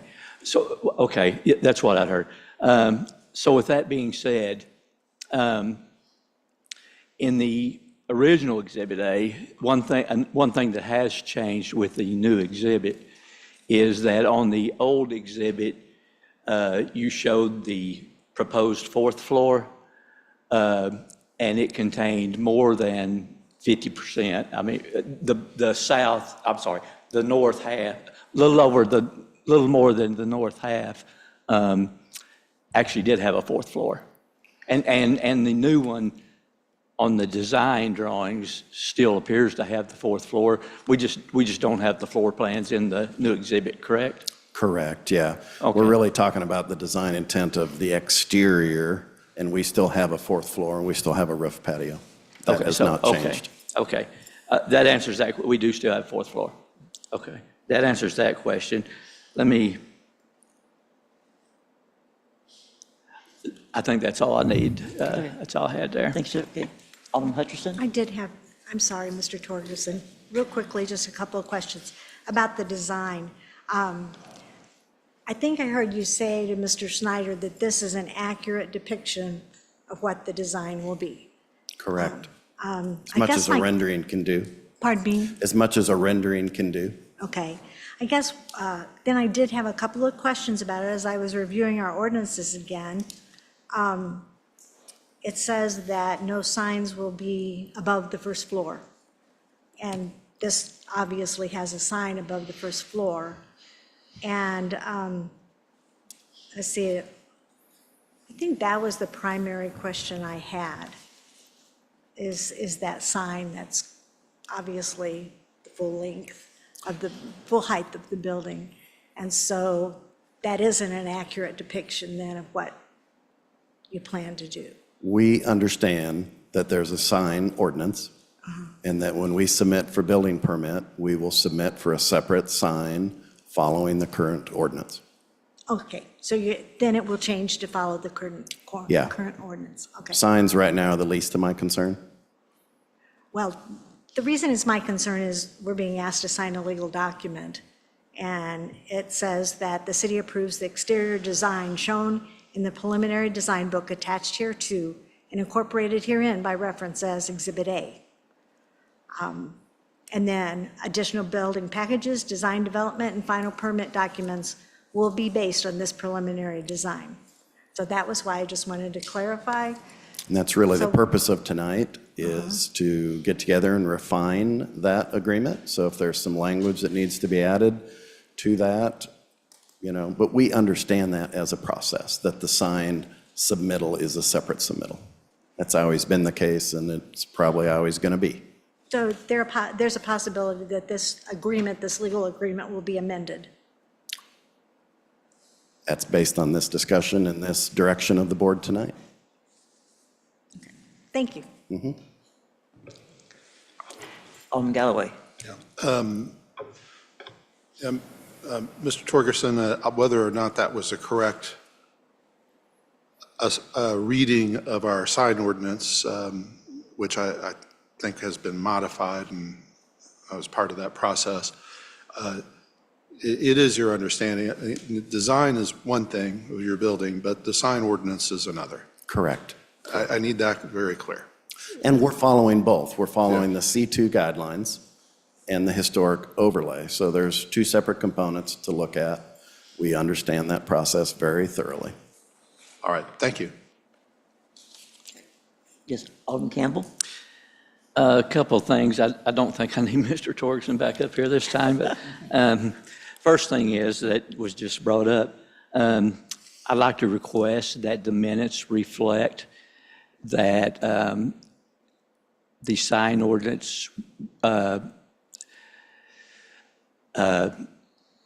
that we take a look at the sign ordinance, and it is not a part of this agreement that How would I amend that? I guess it's just a question for the attorney, probably. How would I go about amending that to make sure that that gets in there, that there was a question on the sign ordinance, and we're, You want to, I just want to make sure I understand that your question is that you want to ensure that that part of the meeting was reflected in the minutes? yes, and maybe to go a little bit further, I don't see it as I can't remember the term, a significant change. Oh, I understand. I don't see it as a significant change enough to, start all over again, okay? But I do see it as a question that's been risen and possibly contradicted, okay? On page 3 of the agreement in paragraph 5, the last sentence of that, which I don't believe has been talked to till this point, it does say that this approval related to the design does not exempt the developer from any of our other codes or permits or things, which was intended when I drafted the language in conjunction with our community development director to ensure that those ordinances are still met when this comes forward for development. So I believe that addresses your question. Yeah, it does, thank you. I think that answers that question. Yes, sir. I'm going to, Okay. Yes, ma'am. Good, I'm glad you clarified that. I did not understand, and that was a question I had earlier this week and didn't get an answer to, was whether that this legal agreement was superseded by our codes. So the codes will govern. It specifically states that the developer will have to abide by the codes, and there was no intent in the agreement for there to be any sort of superseding, language. Okay. May I go ahead and make a few comments? Yes, ma'am. Okay. I see our job to do what's in the best interest of the constituents and the city, both short and long term, and not to individuals and businesses. However, the city is very responsive to developers and aware of their situation as well. We have a responsible history and instances of close examination and due diligence preceding approval or denial of development. And sometimes it's been months that decisions were made over. At one time, I worked as a consultant for a venture capitalist firm, and I realize and respect developers' cost, and that time is money for developers. Yet meeting a developer's timeline is not this board's primary responsibility. This is a very complex decision. It involves design issues that are both objective and subjective, and it involves a National Historic District, which has been in place for almost 30 years, and a square that has been in place for 150 years. Because it's in a downtown district owned by many different individuals who have invested their lives based upon what they felt was a stable 150-year history and footprint, their rights must be considered as well. I'm more concerned, rather than the design, I'm more concerned with the policy and precedent and not personal issues. Mr. Torgerson is has a well-respected history as a developer in Ozark. And as all developers do, he's taken risk on our community, and Ozark has benefited, and we hope he has as well. But this decision is about policy and precedents being set for the future. It's not a reflection on our value of his or his company's contribution in any aspect. We're so grateful for the business people who've invested in the character of the built environment downtown, and just to name a few of the longtime investors, such as David Appleby, Val and Jake Archer, Steve Devine, John Dillon, Catherine Dowdy, Bruce Galloway, Barbara Heinrichs Hardy, Brad Jackson, John and Lisa Lane, Larry Lipscomb, Frank Lorenz, Bill Macer, Mikey Robertson. These are all people, and I know I missed some names. I must also include Jim Edwards, who took responsibility and ownership for that 3rd Street Yellow House, paying an incredible price to move that house in order to save it. We have people throughout our community who have spent their hard work and their hard savings to save the valuable things in this community that make it distinct from all the ones around us. all the people who work to save the museum. We have valuable things here, and a lot of our history's also been lost over the years because we just can't do enough. Two things are required of the city in this development agreement. Number one is design. As stated by another alderman, look at the design tendered by the owner and approve if that design complies with the law. So here's the law that we as the Board of Aldermen must consider, is that new construction should be designed for compatibility with the neighboring properties in terms of scale and massing, materials, setback, and roof design, but should not attempt to mimic historic buildings and cause confusion. And Mr. Torgerson has done a good job of dealing with that, except for one thing, and that's the setback. The setback that has been in place for 150 years in the design of the historic square. Setback refers to the distance a structure must be from the front, side, and rear property lines.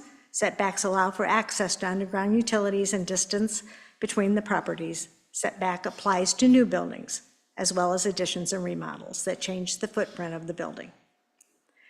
So this proposed building design is beyond the established and historic footprint, which may indicate incompatibility with the historic preservation design ordinances. There are also C4 overlay districts, and the intent of this district is to protect small community appeal, integrity, character, and charm within the central business district. These words are a quote from our ordinances. By encouraging redevelopment that focuses on architecturally appropriate design standards typical of the city's early development history. Falling within the footprint of the existing building is a basic part of what it means by these setbacks. And my concern is that violating this and giving part of that footprint away sets a precedent for the future. It's not been done in 150 years. So now if we do it, what's to stop another developer on a different lot from saying, well, I need this? We have no precedent. Number two, and what we had to deal with in this contract is a good deal for the taxpayer. Again, as stated by another alderman, look at the proposed contract between a developer and city and determine if that's a good deal for the taxpayer. Well, I would question the benefit to the city as stated, because what the land deal is, we're giving away 3 feet of that strip of land that is the current sidewalk and the current footprint, and we're giving that away for him to build a new sidewalk. We have an ADA sidewalk, and he'll build a new sidewalk to replace the one that he's going to build on top of. I don't see how that benefits the city. I don't see how that respects that the first sidewalk was built with taxpayer money. The sewer line, that will require some of, I believe, Mr. Devine's land as well to make it hook up, because it's not, as the contract says, the preserving access to an existing sewer main, and it says that twice in 2 different spots. Maybe that's clear to engineers or other people, that's not clear to me, and I would like that to be better defined as well, because it sounds like we're building new sewer line, not preserving the existing sewer line, because a building will be built over it. So that doesn't seem really clear to me either. I don't see, we can create the slanted parking lots as they are now. We were told by Public Works last time, that's nothing beneficial to the city that we can't do right now, just restriping. So I don't see the benefit to the city that the city gains, any benefit really, by giving away the footage that breaks up our 150-year-old historic square. But then there's a third, I'll add a third to the 2 that were mentioned by that other alderman and by the contract. A major additional consideration. Our National Registry of Historic Places designation was based on that 4-block square design that began in Pennsylvania in the 1700s was continued in Tennessee, Shelbyville, Tennessee, and then came to Missouri. And there are, I believe, 4 squares in Missouri that have that historic mark. It was architecturally designed, and it's been a footprint without any major disruption over 150 years. It has value in economic development terms. Several of our building owners recently qualified because we are a National Historic District based on that footprint, and they have applied for $50,000 grants, each $50,000 grants that are available to them because of that designation. The square design is also a draw for tourism, and that industry will grow as businesses reflect that the square is an intersect of the trail system and river access.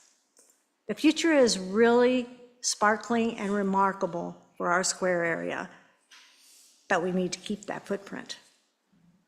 Its value is an immovable standard of Ozark's value of its history, both good and bad, the ball numbers. And with that 150-year-old standard cut into for the benefit of one business, was to prevent other businesses from demanding those same concessions when they want to redevelop or grow. The precedent is set and has been unchangeable for 150 years. And if we make this change, it'll be free game for individual businesses' benefit. Thank you. Anyone else from the board? Yes, Alderman Campbell. Just my final comments. So in the past 3 weeks or so, we've heard and read many reasons in favor of and many reasons in opposition to approval of this development agreement.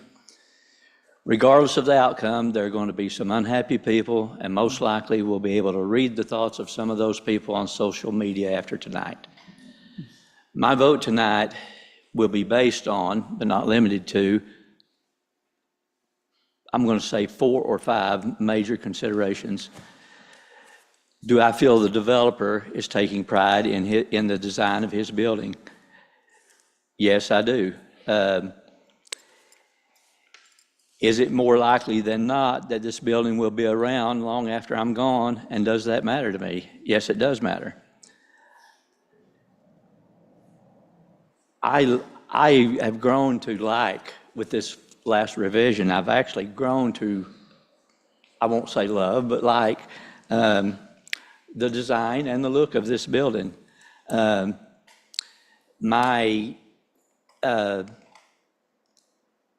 have no problem with the design of this building, given everything that we've learned here tonight. Do I feel this, number 3, do I feel this structure, do I feel having this structure on our historic courthouse square should be taller than the courthouse? No, I do not. I'm afraid with that 4th floor that it'll be taller than the courthouse, and with this being a historic courthouse square, I don't think any building should stand taller than the historic courthouse. And then another note I've got is note number 4, knowing that the city can, if it desires to, we can restripe North 1st Street to accommodate diagonal parking on one side and parallel parking on the other side. I've measured North 1st Street, I've measured North 2nd Street. North 2nd Street has diagonal, it's a 2-way, it's not even a 1-way.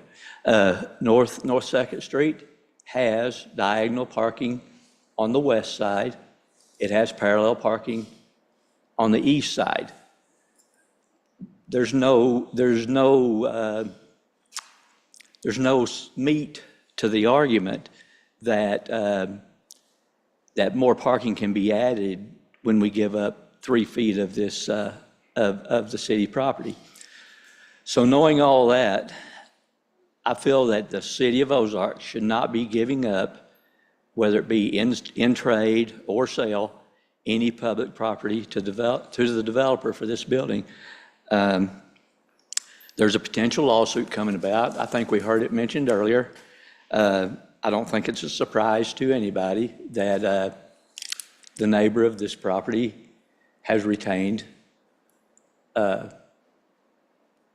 maybe I shouldn't say a whole lot because that might be a potential litigation that I should not address. So I'm not going to say any more about that, but I do think that has already been addressed.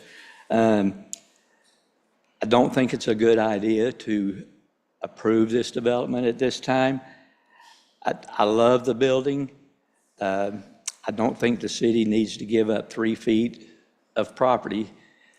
My concerns are basically with not the aesthetics of the building, but with the structure itself. Number one, I think it's too tall.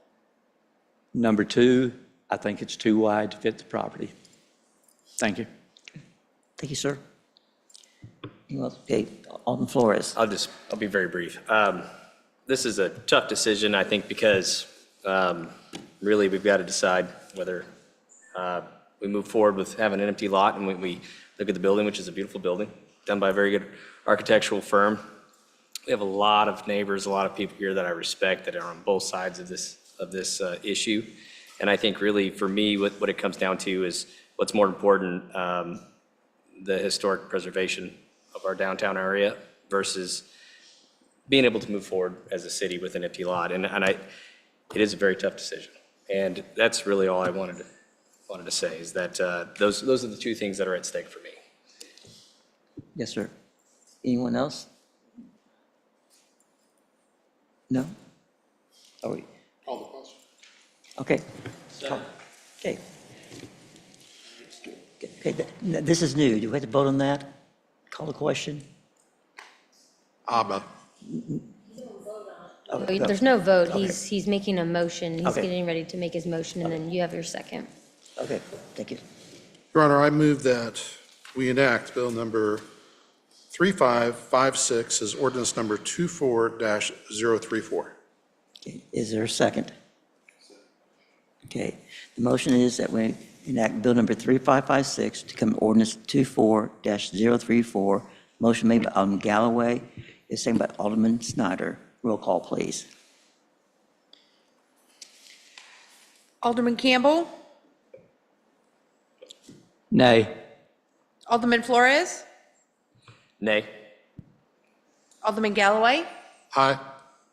Alderman Hutchinson, Nay. Alderman Metcalf, Aye. Alderman Snyder. Aye. Aye. We have 3 ayes and 3 nays. I'll defer to the mayor Okay. to break the tie. So, as mayor, I vote whenever there is a tie. At this point, there is a tie. And as Alderman Snyder said earlier, yes, we have received a lot of communication. As mayor, this has been the most communication I've received, as through text messages, phone calls, emails. And yes, I have read everything that's been sent to me. I've got a book in my office because it's like this. We all love the city. And we want what's best for the city. It's not a question here, is one, we want what, and like I said, I respect what the Historic River District, what they do, the passion, Jean Ann's passion for this, because this is what makes Ozark the Square who we are. And so therefore, I thought about this a lot, because I thought, what if it's a tie? When I ran as a campaign, I ran that, I want to do what's best for the city. I don't have a political agenda. It's not a question that I'm here for a certain side group. I love the city. I've been here for 32 years. And I always say, I want to do what's best for the city of Ozark. And as Alderman Fleur said, this has been a tough decision. So therefore, like I said, I thought this was very hard. But to me, what's best for the city of Ozark? I'm going forward with the proposal. So I'm aye. Motion carries.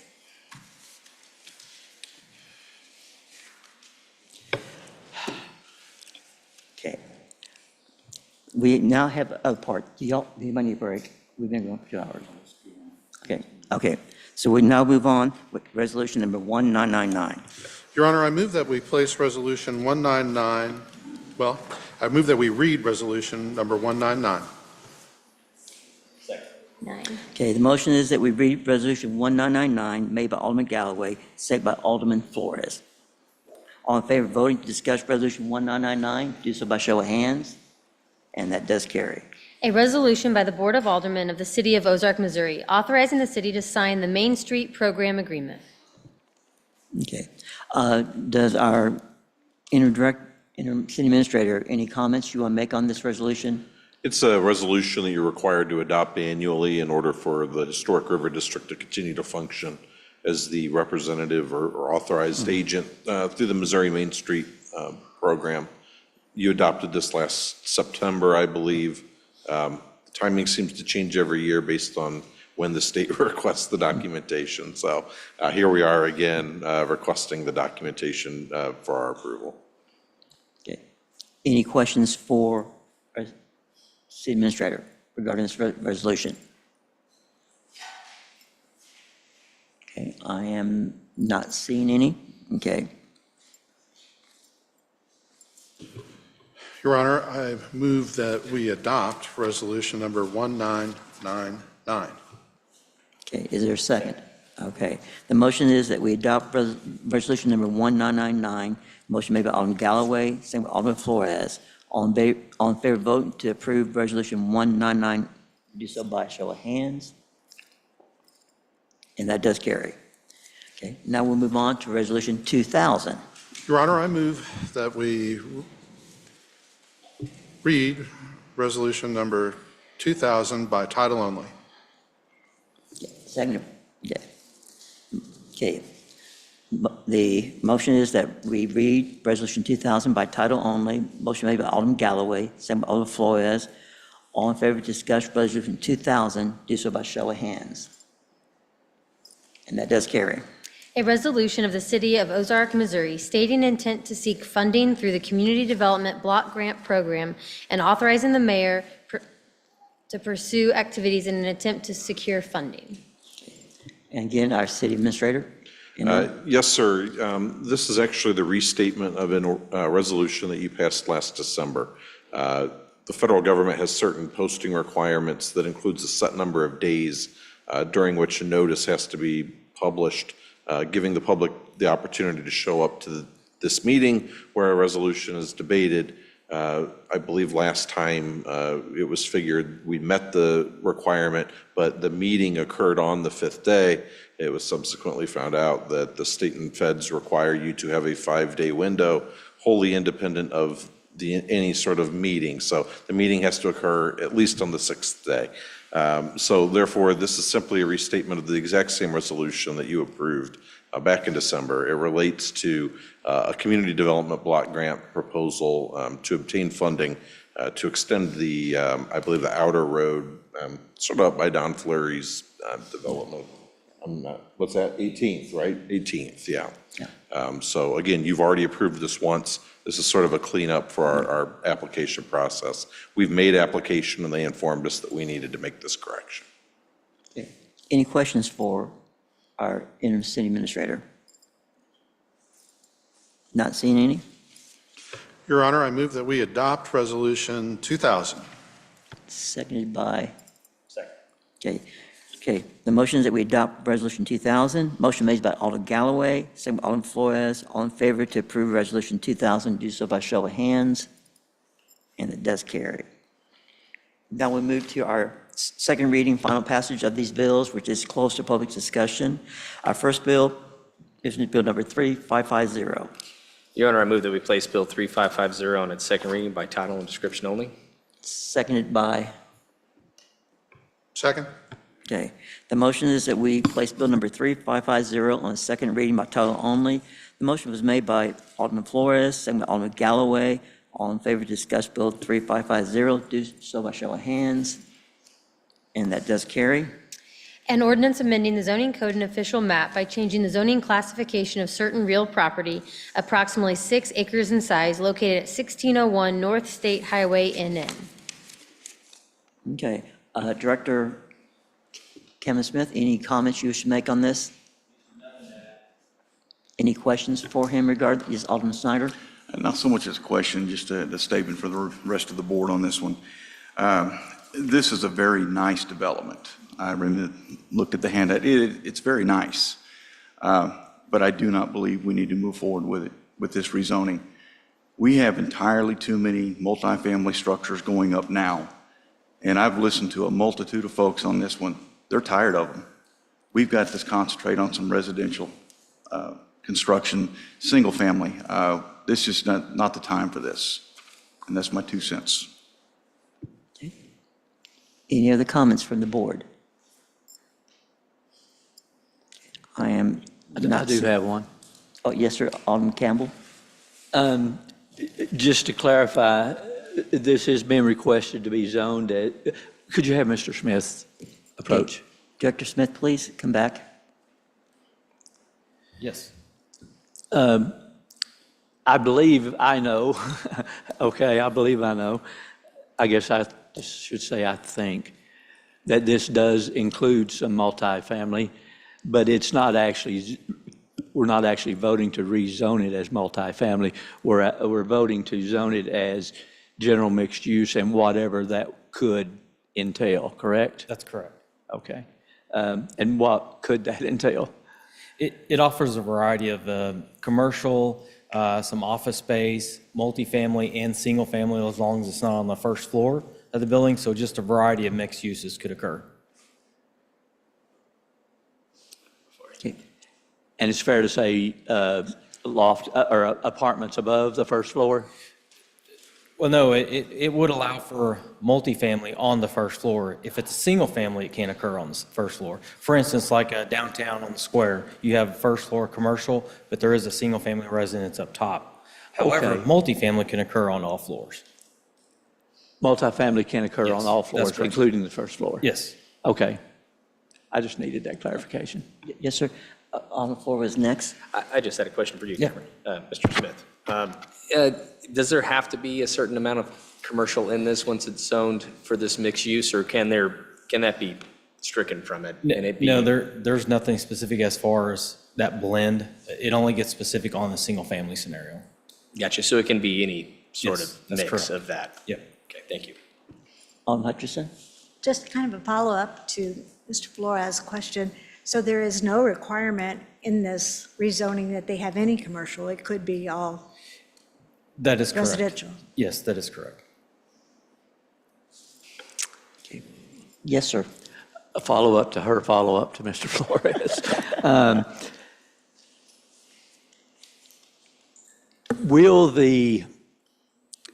Once they get the preliminary design, which shows how much of it's going to be multifamily, single family, first floor, second floor, whatever, once that decision's made and we have conceptual drawings and they apply for a preliminary plat, will that come back to the board where we can actually look at it and say,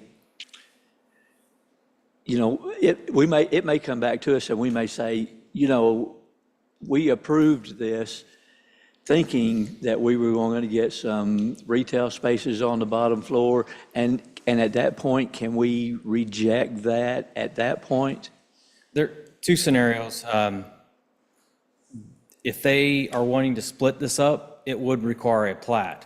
If they choose to keep it as one parcel, it will not come back to the board for review. So they can leave it scenario. And I want to go back to Alderman Hutchinson's question. I may have misspoke there because it's a brand new ordinance. It's the first application. There may be some requirements with the multifamily to have a commercial space. Thinking back, originally the applicant did come to us wanting to do multifamily only, and I believe that is why we recommend to go to the general mixed use, so they do have that blend.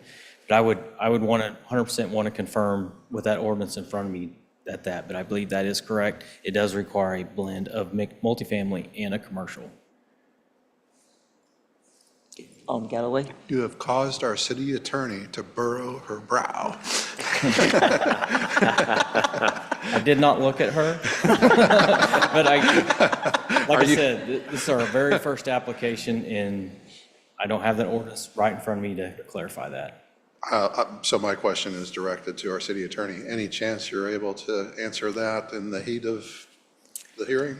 Just out of my own curiosity, I was looking it up, but I do recall when we drafted the ordinance, the intent of the ordinance was to require a mixed use of the property. And so to that regard, you do have to have more than just one use, I believe, in the ordinance. I believe she is correct. With some time frame, I could look it up, but I don't know how quickly I could. I move that we take a 10-minute recess and then come back. Okay, is there, okay, all in favor? Okay, because I really do. So, Earl, for Earl. Yeah, I gotta have that. I've gotta have that answer. We've had the right to know.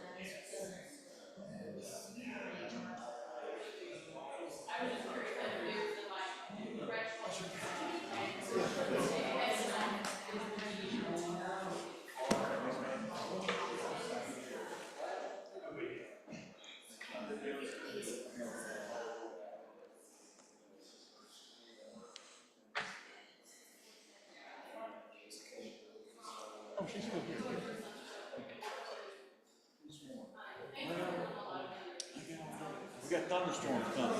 Oh, yeah. Oh, yeah. If you're under, your shoulders open.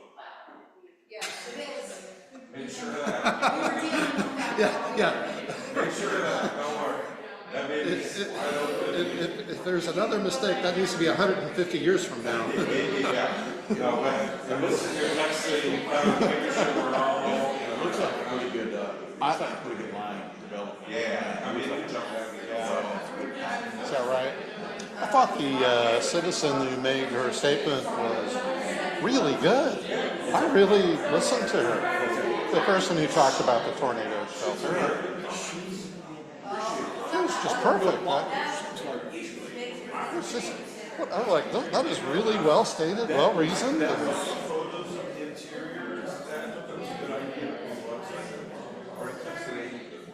Yeah, but boy, you know, more. Let's knock this out, boys. Well, if you're wanting to see what we're getting. That's a big squat line. That's a big one. And the way it's pushing through. That's coming out of. Yeah. I'm not liking that at all. That's exploding.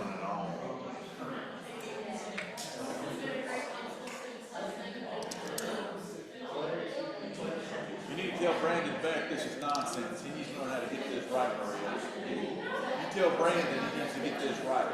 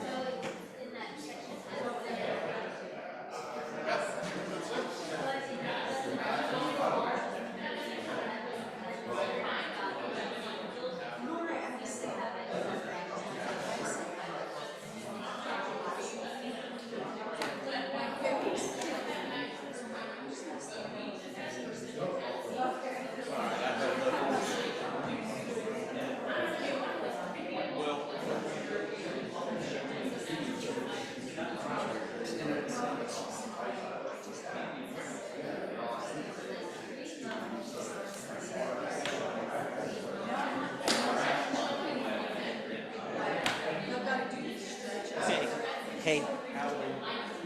Okay, guys. Oh, are y'all still discussing? Okay. They're still discussing. Okay. Still discussing the ordinance. Yeah, I was trying to figure out what it said. That's why I asked, that's what I'm making sure that there has to be, because honestly, if there has to be commercial in it, I'll probably vote for it. If there doesn't have to be commercial. Yeah, I see what you're saying. They got.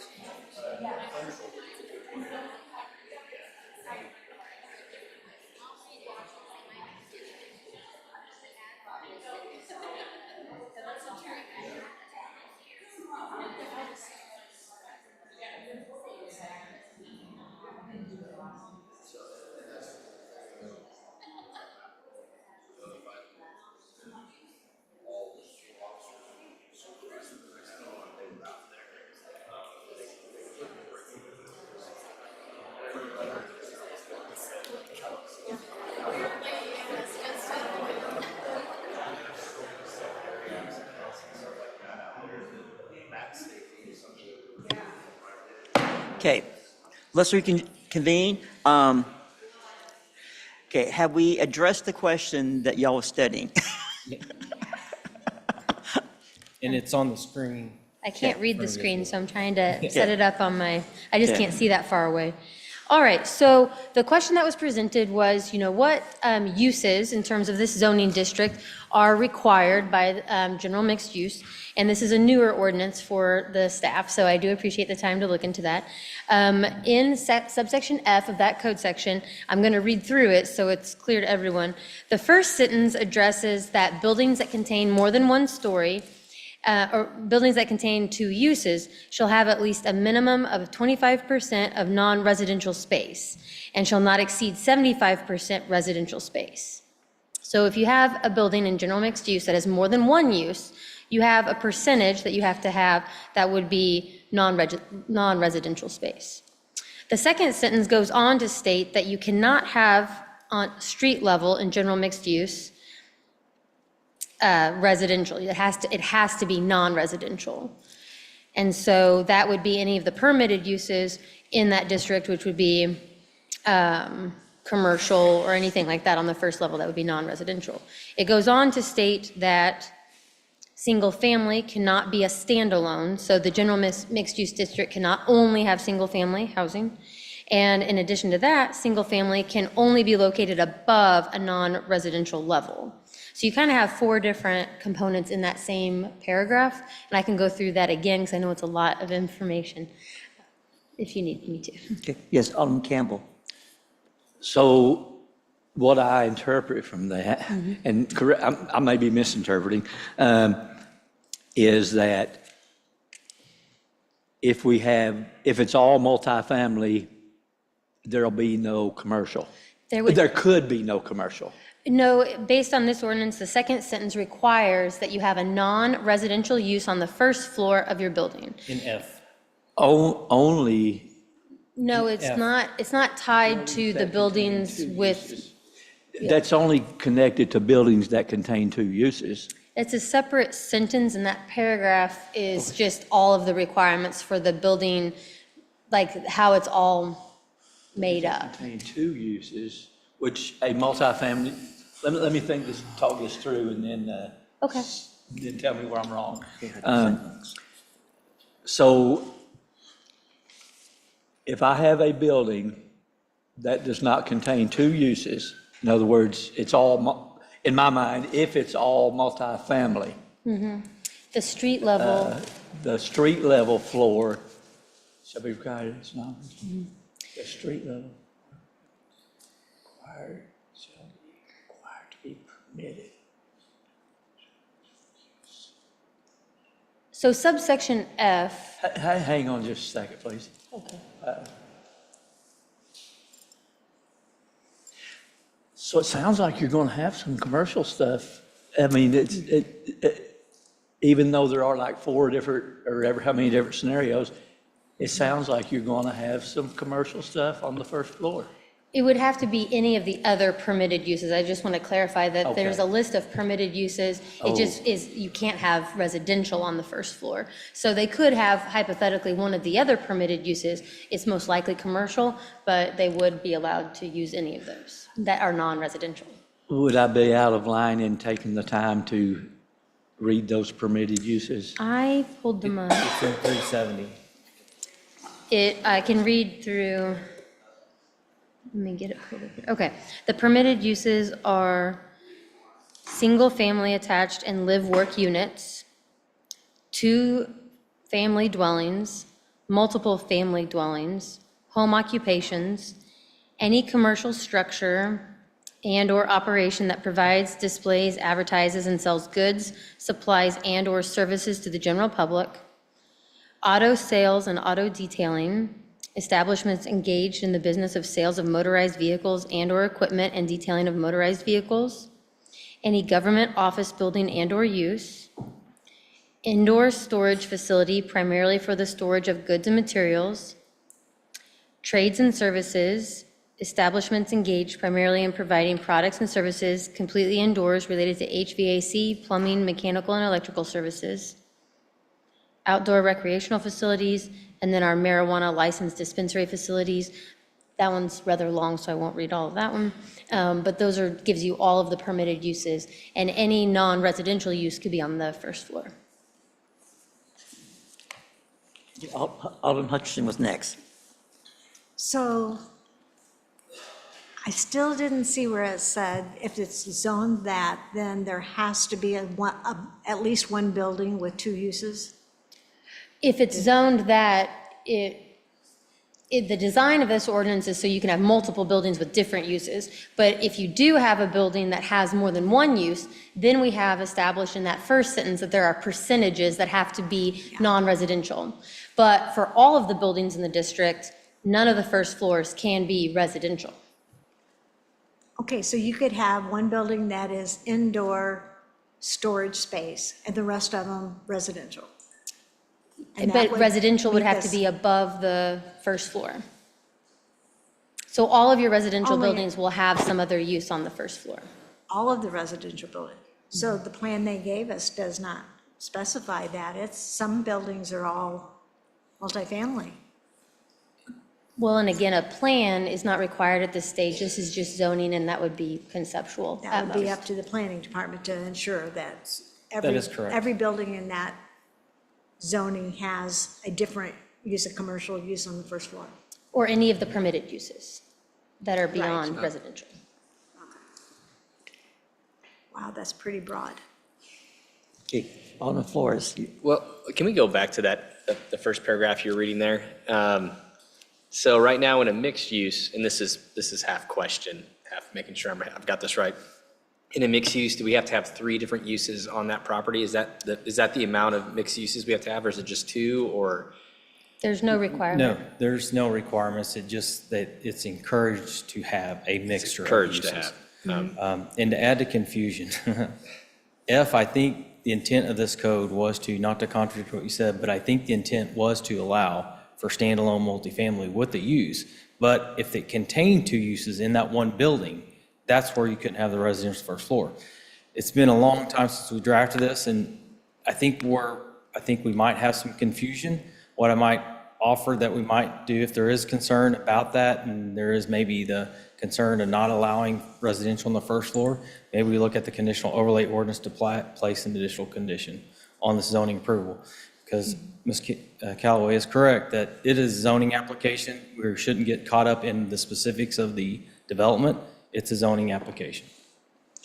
The one thing I would bring up with that is, the way I'm reading it is if you have a building that you want to put two different uses in, you have to put something other than residential on the first floor or is that just any building has to have two? The way it's written, you would read each sentence separately. They're not connected in any way. The second sentence does not identify that it's related to a building with two uses. It says that there shall be no residential on the first floor in the zoning district. Okay. I believe that if there is concern about potentially the ordinance not being specific enough, that the conditional overlay that is built and designed to address the uses would be an appropriate way to do that. You can make a motion to place a conditional overlay to require at a minimum a commercial use on this property and another use, if that was your intent. That would be my concern with it, because the multifamily component, as it was presented, that's not necessarily a concern for me. But, looking back through PUDs, things that we had in the past, those can be, and I'm not saying that's the intent of this developer or anything. I'm just saying, historically speaking, anywhere there's wiggle room, we will have developers that come in for that mixed use and then misuse that to get something that we weren't intending on. Or if they sell it after it's been zoned, what door does that open? And so that's the only reason why I'm concerned about it, not because what was brought to us and presented to us, but knowing that there is a way to know that is what we're getting is a true mixed use and not a bunch of different types of multifamily buildings or whatever that may be. And so that would be my only concern with it, not just on this one, but anytime this particular zoning comes up. Okay, next was Alderman Galloway. Yeah, I think the concern that's getting reflected is, experience is a word for 1,000 mistakes, and we don't want to create another one. But then we have an overlay ordinance that would allow us to meet what it was that was presented to us. And I think maybe that's just a question for the developer first, just maybe if we could explain what we're talking about with overlays. She's probably more sophisticated than I am, but, and then maybe just talk that through. I like the development proposal, and I would like to move forward on it tonight if we could. Are you asking for an explanation of the conditional overlay district, just a brief explanation? Yes. Okay.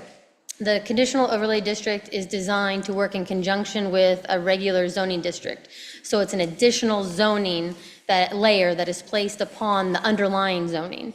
So in this case, you have the underlying zoning proposed as general mixed use. The conditional overlay allows the Board of Aldermen, if you vote to place the conditional overlay on this zoning district, to place one or multiple of several different conditions on the property. One of which is that you can restrict or further reduce the uses. In this case, you would be reducing it in the capacity that you're requiring a specific use. I would ask, sorry. I'm sorry. Are you addressing her? Yeah, Alderman Campbell was next. I'd like to make a motion that we place a conditional overlay requiring a minimum of 8,400 square feet of retail on the east side of the building that is just south of West Bluff Drive, as per their layout here. Yes, ma'am. I believe the way that the conditional overlay ordinance would work is you would just specify what other zoning you want and not as specific as, because we're not doing a site plan today. Specific. But if you wanted to say at a minimum of 18, I forget the specific amount, but a total square foot of commercial Okay. on the property Okay, or something. thank you. I'm going to change my motion. Okay. I make a motion that we place a conditional overlay requiring 8,400 square feet of retail, commercial, what's the right, next word? Use, okay, in the development. Okay. Is there a second to that motion? And then, Second. okay, there's a second. Okay. So there's a motion on the floor. The motion was made by Alderman Campbell, second by Alderman Hutcherson, that we put a conditional overlay of 8,400 square feet for retail and commercial use. So now, does this show of hands? Can we have discussion? Okay. Yes, it's open for discussion, Okay. yeah. Okay. Yes. My question, can we specify that it faces a commercial corridor or a corridor and then not be with the overlay? That's not the intent of the overlay, no, it's just So to you can't- require the use. And so the site plan is not something we get into with the conditional overlay. It's just like another zoning where you're just specifying the use. On Galloway, and then you're not. I'll defer to Alderman Flores. What I was wanting, hoping for an opportunity is to talk to the developer a little bit about it, just to get a little bit of their input or what their plans were there, so that whatever we're doing on an overlay district was what they're looking to have passed. I just want to make sure we're all on the same page there before we just do that. If that'd be great. Okay, yes, please come to the mic. Hello, my name is Jenna Cole, and I'm representing the developer, Sharpline Communities. And I'm Sarah Robertson. I'm one of the regional managers for Sharpline Communities. So just to start out with, yes, I think there is some confusion maybe, as to what were, I guess, directed toward in this project. The site plan or, the sketch that we gave you guys is our intent. And I realize that there's definitely some things that need to put in place to make sure that that is what happens on the property. We do want to make sure, I know there's some question on, the sentences in the mixed use ordinance. We do have plans for some that will be strictly multifamily buildings, but our intent is to utilize a multi-use by utilizing the layout that we had where we face the commercial space off on Bluff Drive. And so the only thing I think that really was modified or that we discussed being modified in our last meeting was that the parking would not be on Bluff Drive, it would be on the opposite side of the buildings, and the buildings would front up to Bluff Drive. So that is our intent. Our intent is to have a high-end multifamily townhome product, not an apartment building, and not a low-income housing development. We are intending to locate great, partners on that commerce for that commercial space. So that's what we're anticipating. But I'd be happy to answer any questions and discuss it thoroughly, because I want to make sure that we are on the understanding correctly as well on what this will allow. Okay, Alderman Galloway, you have your. So I'm sure you are sophisticated in dealing with boards such as ours, but I just want to clarify our procedural position. I think you had said it. We're just wanting to make sure that what we were presented would be something that would be the end product, what you deliver. You're nodding your head, so far, you're in the process. Yes. And there was a specific overlay proposal that was presented and that we're debating from Alderman Campbell. And what it says is that there has to be 8,600 square feet of commercial space. Okay. Does that seem consistent with what it is that you're planning to do? Yes, I believe that is consistent with our drawings. Obviously, we do have to go and, do a formal site plan, but that is what we are aiming for, yes. Okay. So I just want to be clear that it's likely to pass, this overlay, and that would be a requirement then And that seems okay with you because that's what you were planning and intending to begin with. Yes, that was our intent to begin with.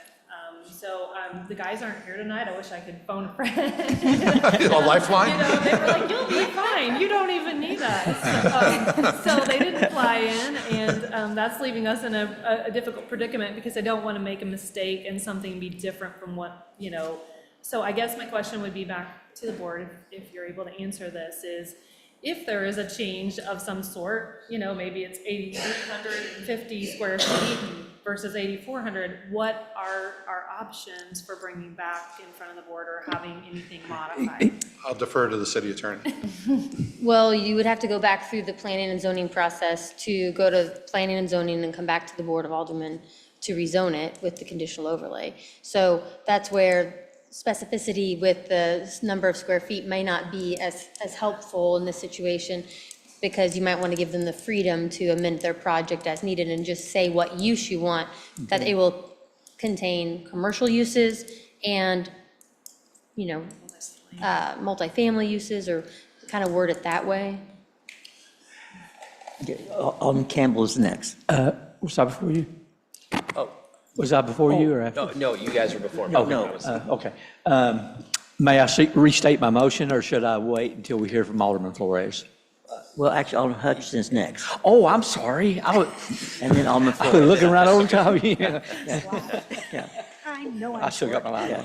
on. Sorry. My question is, I think when this was presented, that building is 4 stories. Is that correct? That is the intent. That's what we're looking into. Again, it's preliminary until we have, true engineering and everything looking at it to determine if that will be adequate. We have had a lot of comment about 4-story buildings in this town. In fact, my understanding from speaking with the fire chief is that if we build any more 4-story buildings, this was an informal conversation that he would be required to buy a $2.5 million fire truck, which wasn't really in his budget. I don't know if we've considered this or conferred with him. Where'd Cameron go? And what were their comments? Sorry. In discussion with Chief Matheny, they are in the process of buying a fire truck. He said that once we determine if there are ever restrictions on heights of buildings, to let them know. But right now, their intentions were to buy a truck to service these taller buildings. Also, in the past, they have had a historical agreement with Nixa to borrow a truck if needed. However, they are planning to buy a ladder truck that will service these 4-story buildings. But if the board does choose to make some changes, as soon as we can tell them, that would be great, because that changes their specs of the truck they do buy. But they are committed to fighting fires of these buildings, and plus at these heights, they generally are sprinkled as well. I think that's something at some point in the future I'd like for us to discuss at one of our Thursday meetings, is sensitivity to the height restrictions, how that fits in our community. I just would remind that there was this site plan that was provided. It does note that 8,400 square feet of retail on that one building. So, I mean, it does make reference to that commercial use with the multifamily and the remaining buildings. Alderman Galloway is next. Oh, I was just going to say, I had a conversation with the fire chief myself, and so it was a bit different from yours. He said, no need for another truck. It's the way the codes are. It's sprinkled and constructed in such a way we would not need to purchase it. So in light of the fact that we're hearing 3 different accounts from the same man who's extremely honest and professional, we probably ought to have him in our room telling us what he thinks. But that would be my only remark. I'll defer to Alderman Campbell.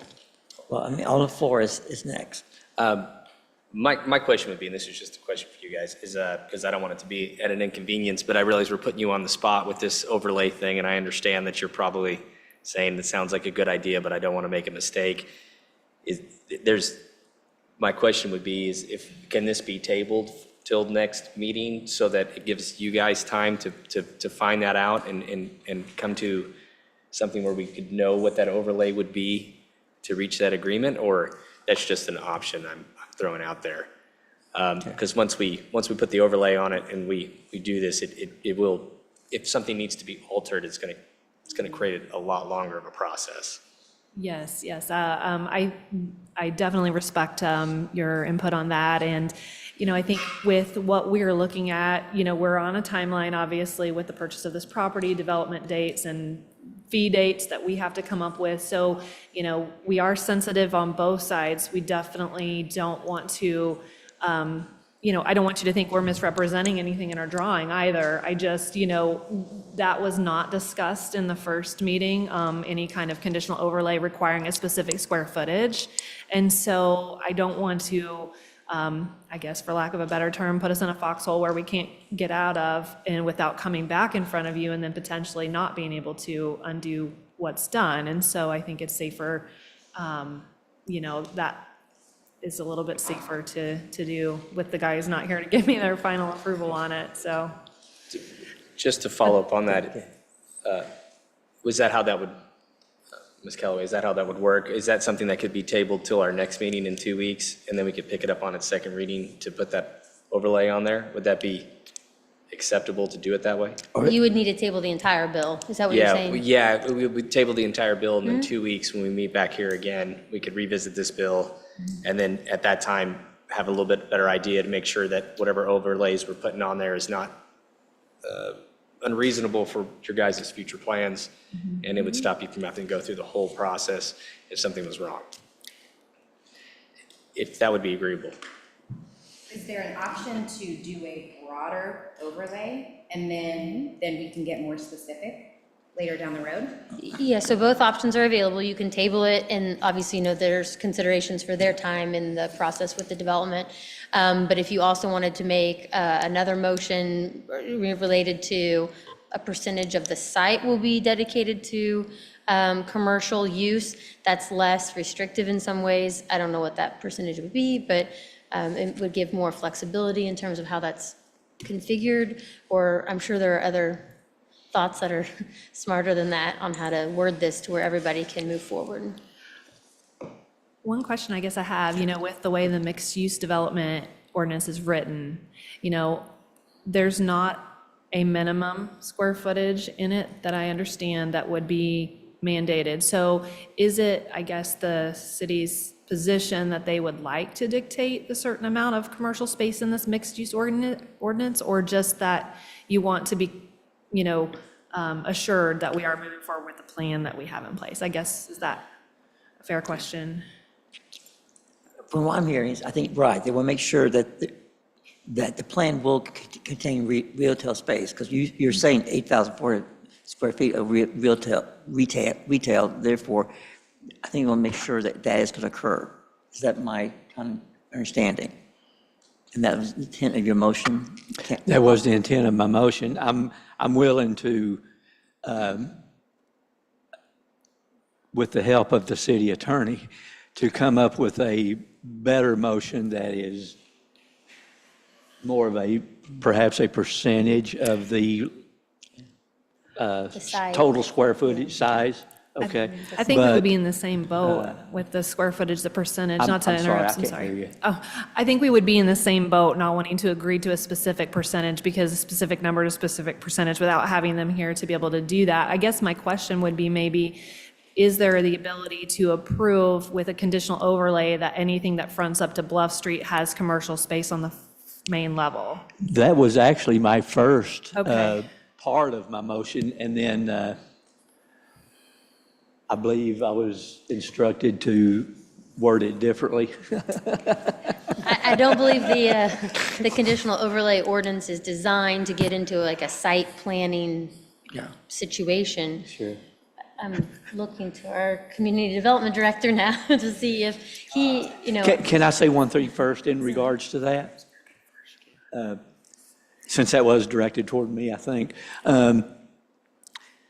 I actually think that when you got up and spoke originally, and you said that instead of having parking near West Bluff Drive, that you felt like now your intent was actually move the retail closer to West Bluff Drive and put the parking on the back side of the retail. And I think that's actually a better plan. Yes, that, I actually think that that was dictated by the current ordinances on how it would have to be. So that was decided. Unfortunately, we already had our preliminary sketch done, and so, yeah, our intent is to follow through with that. I just got word that 8,400 square feet is Acceptable? fine. Okay. Okay. They are apparently watching. That's good. They had our back. I knew you were up to something whenever you walked back there. Yeah, exactly. Okay. I got it, yes. So, Got double confirmation.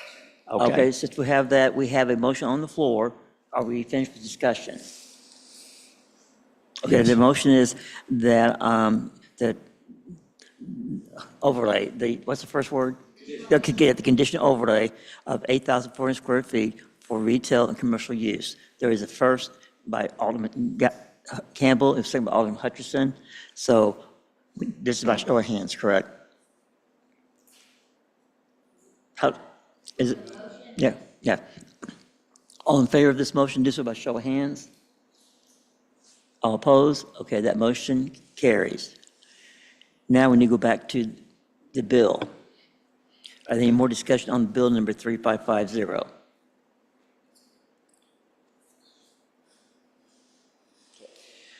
Your Honor, I make a motion that we adopt Bill 3550 as ordinance 24-035. Okay, do we have a second? Second. Okay, the motion is that we adopt bill number 3550, become ordinance 24-035. Motion made by Alderman Flores, second by Alderman Campbell. Roll call, please. Alderman Metcalf? Aye. Alderman Snyder? Alderman Flores? Aye. Alderman Galloway? Alderman Hutchinson? Alderman Campbell? Aye. We have 5 aye votes, 1 nay, motion carries. Okay, next we'll move now to bill number 3551. I move that we place Bill 3551 on its first reading by title and description only. And second by, okay. The motion is that we adopt bill number 3551 on second reading by title only. The motion was made by Alderman Flores, second by Alderman Snyder. All in favor of voting to discuss bill 3551, do so by show of hands, and that does carry. An ordinance amending the zoning code and official map by changing the zoning classification of certain real property, approximately .17 acres in size, located at 1701 North State Highway, NN. Okay, Director Cameron. Just be happy to answer any questions. However, would like to clarify, my recommendation would not be to place a condition on this since it is the .17 acres. And chances are they won't even build because they're going to do a lot combination. So just want to clarify that. If you add that same condition, I don't think you can get 8,400 square feet on there on the size of this property and build on it. So anyway, I'm happy to answer any other questions. Any questions for Director Cameron Smith? I'm not seeing any, so. Okay. I move that we adopt Bill 3551 as ordinance 24-036. Okay, is there a second? Second. Okay, the motion is that we adopt Bill 3551, become ordinance 24-036. It's made by Alderman Flores and second by Alderman Galloway. Roll call, please. Alderman Hutchinson? Alderman Campbell? Alderman Metcalf? Aye. Alderman Snyder? Alderman Galloway? Alderman Flores? We have 5 aye votes, 1 nay, motion carries. Okay, May I make a comment? yes, sir. I did hear that we may want to make a trade for that 3 feet of property. Never mind. Okay. Next, we move to bill number 3552. Move that we place Bill 3552 on its second reading by title and description only. And, okay, the motion is that we adopt bill number 3552 on a second reading by title only. The motion was made by Alderman Flores, second by Alderman Snyder. All in favor of voting, discuss bill number 3552, do so by show of hands, and that does carry. Amending the municipal code of the city of Ozark, Missouri, chapter 405 zoning regulations by enacting one new section, 40580 neighborhood meetings. Okay, Director Cameron? Be happy to answer any questions. I have nothing to add to the bill. Had a couple. Okay, Oh, I'm sorry, were you first? You were first. Oh, okay. Does the ordinance allow neighborhood, okay, let me phrase it like this. The way it was phrased to me was the ordinance does not allow the neighborhood meeting requirements to be met before paying all the fees for planning and zoning. The ordinance doesn't identify that. That question was brought to staff as well. We actually, that would be a meeting that they can have, but it would not fall within the requirements of this ordinance. If they choose to have one prior, they can do that and not pay, but they still would have to have the meeting according to this ordinance as well. Is that something that if they had the meeting before and it was documented right, would they have to have a second one after they did this? They would have to have a follow-up meeting to fall within the time frame of this meeting requirement, along with providing the documentation that is required. Okay, but it does allow them to have one beforehand. It just definitely can have an extra meeting before if they choose to. Okay, thank you. Yes. Oh. Okay. Any other questions for Director Cameron? Okay, I am not seeing any. Move that we adopt Bill 3552 as ordinance 24-037. And seconded by? Second. Okay. The motion is that we adopt Bill number 3552, that it becomes ordinance 24-037. Motion made by Alderman Flores, seconded by Alderman Snyder. Roll call, please. Alderman Galloway? Aye. Alderman Hutchinson? Alderman Snyder? Aye. Alderman Metcalf? Aye. Alderman Flores? Aye. Alderman Campbell? Aye. We have 6 aye votes, motion carries. Okay. Now we'll move on to Bill number 3553. Your Honor, I make a motion to place Bill number 3553 on its second reading by title and description only, please. Okay, and seconded by? Second. Okay. The motion is that we present Bill number 3553 on second reading by title and description only. The motion was made by Alderman Snyder, seconded by Alderman Flores. All in favor of voting to discuss Bill 3553, do so by show of hands, and that does carry. An ordinance authorizing the mayor to enter into a contract with Southwest Missouri Engineering LLC, doing business as Cochran Engineering for services related to construction, administration, inspection, and testing services for Garrison Springs Trail. Okay, and Director Hayden? I am available if you guys have any questions. Any questions for? I am not seeing any. Thank you, sir. Thank you. Okay. Your Honor, I make a motion that we adopt Bill number 3553 as ordinance number 24-038. Okay, do we have a second? Second. Okay, the motion is we adopt that Bill number 3553 will become ordinance 24-038. Motion was made by Alderman Snyder, second by Alderman Flores. Roll call, please. Alderman Campbell? Aye. Alderman Galloway? Aye. Alderman Snyder? Aye.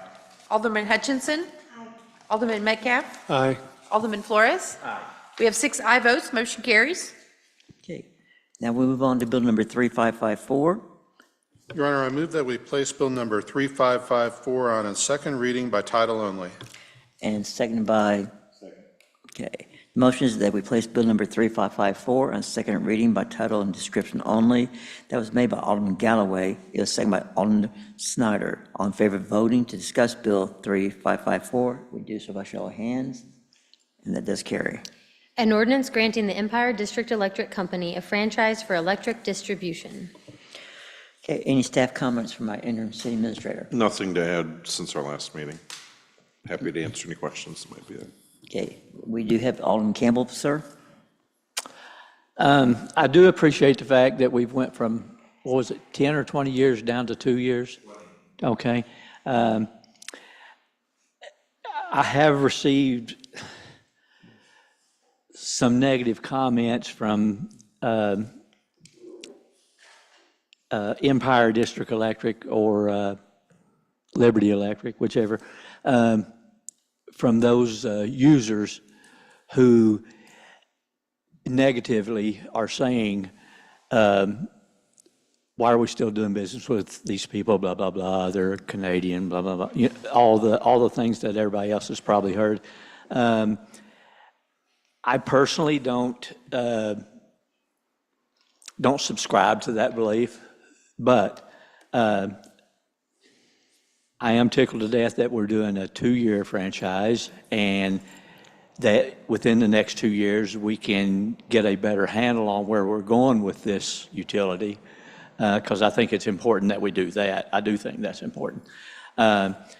However, what would be the repercussions if we did not enter into this agreement? So that I can have some answers for some people. You know, I've never really heard of anybody actually turning down their franchise. What it mostly does is provides the legal mechanism for us to collect the utility tax that would be in place on their bill. So really, the city would be the loser there.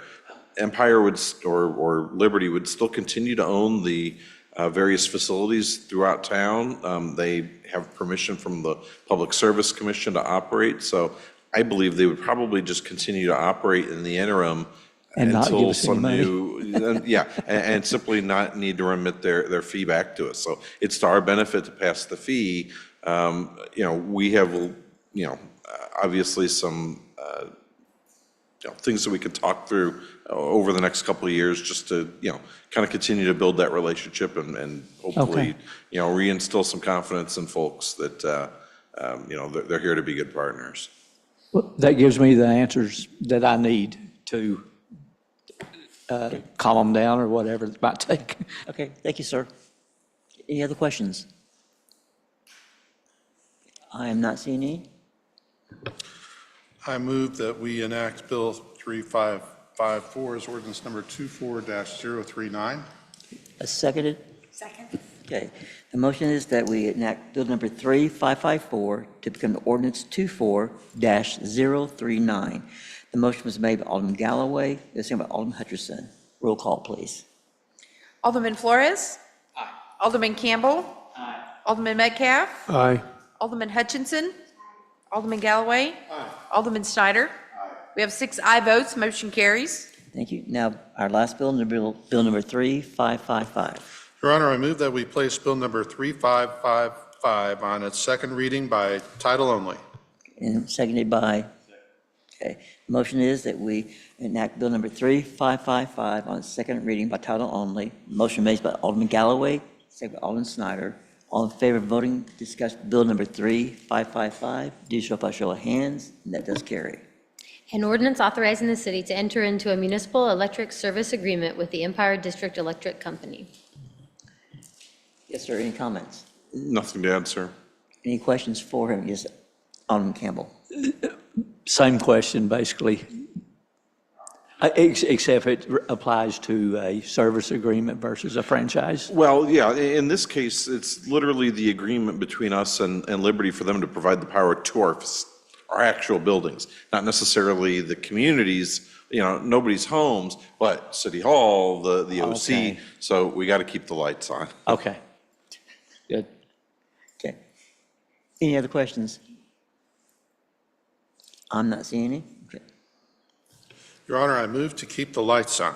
I move that we enact Bill number 3555 as ordinance number 24-040. Second by? Okay. The motion is that Bill number 3555, we enact it, become ordinance 24-040. Motion made by Alderman Galloway, is second by Alderman Snyder. Roll call, please. Alderman Snyder? Aye. Alderman Metcalf? Aye. Alderman Campbell? Aye. Alderman Hutchinson? Aye. Alderman Galloway? Aye. Alderman Flores? Aye. We have 6 aye votes, motion carries. Okay. Any reports, update from our interim city administrator? Yeah, I did want to let everybody know that our insurance renewals have come in. They come in pretty favorably. Generally, rate holds for most of our ancillary benefits, including dental. I believe our health insurance is set to go up this year, but by an acceptable amount. 5% was the number that ultimately was sort of agreed upon to bring forward back to us. I think initially we were looking at about a 12% increase, and our broker was able to negotiate that down on our behalf. So given the inflationary environment, those are pretty good numbers, I think. I will take those for the church, but, okay, any questions for our interim city administrator? Okay, if not, motion entertained that we adjourn. Move to adjourn. Okay, the motion is that we adjourn. Motion made by Alderman Galloway, second by Alderman Fleur. First time, I've done that. We look alike, right? Well, you better look it up. Alderman Snyder. All in favor, do so by show of hands.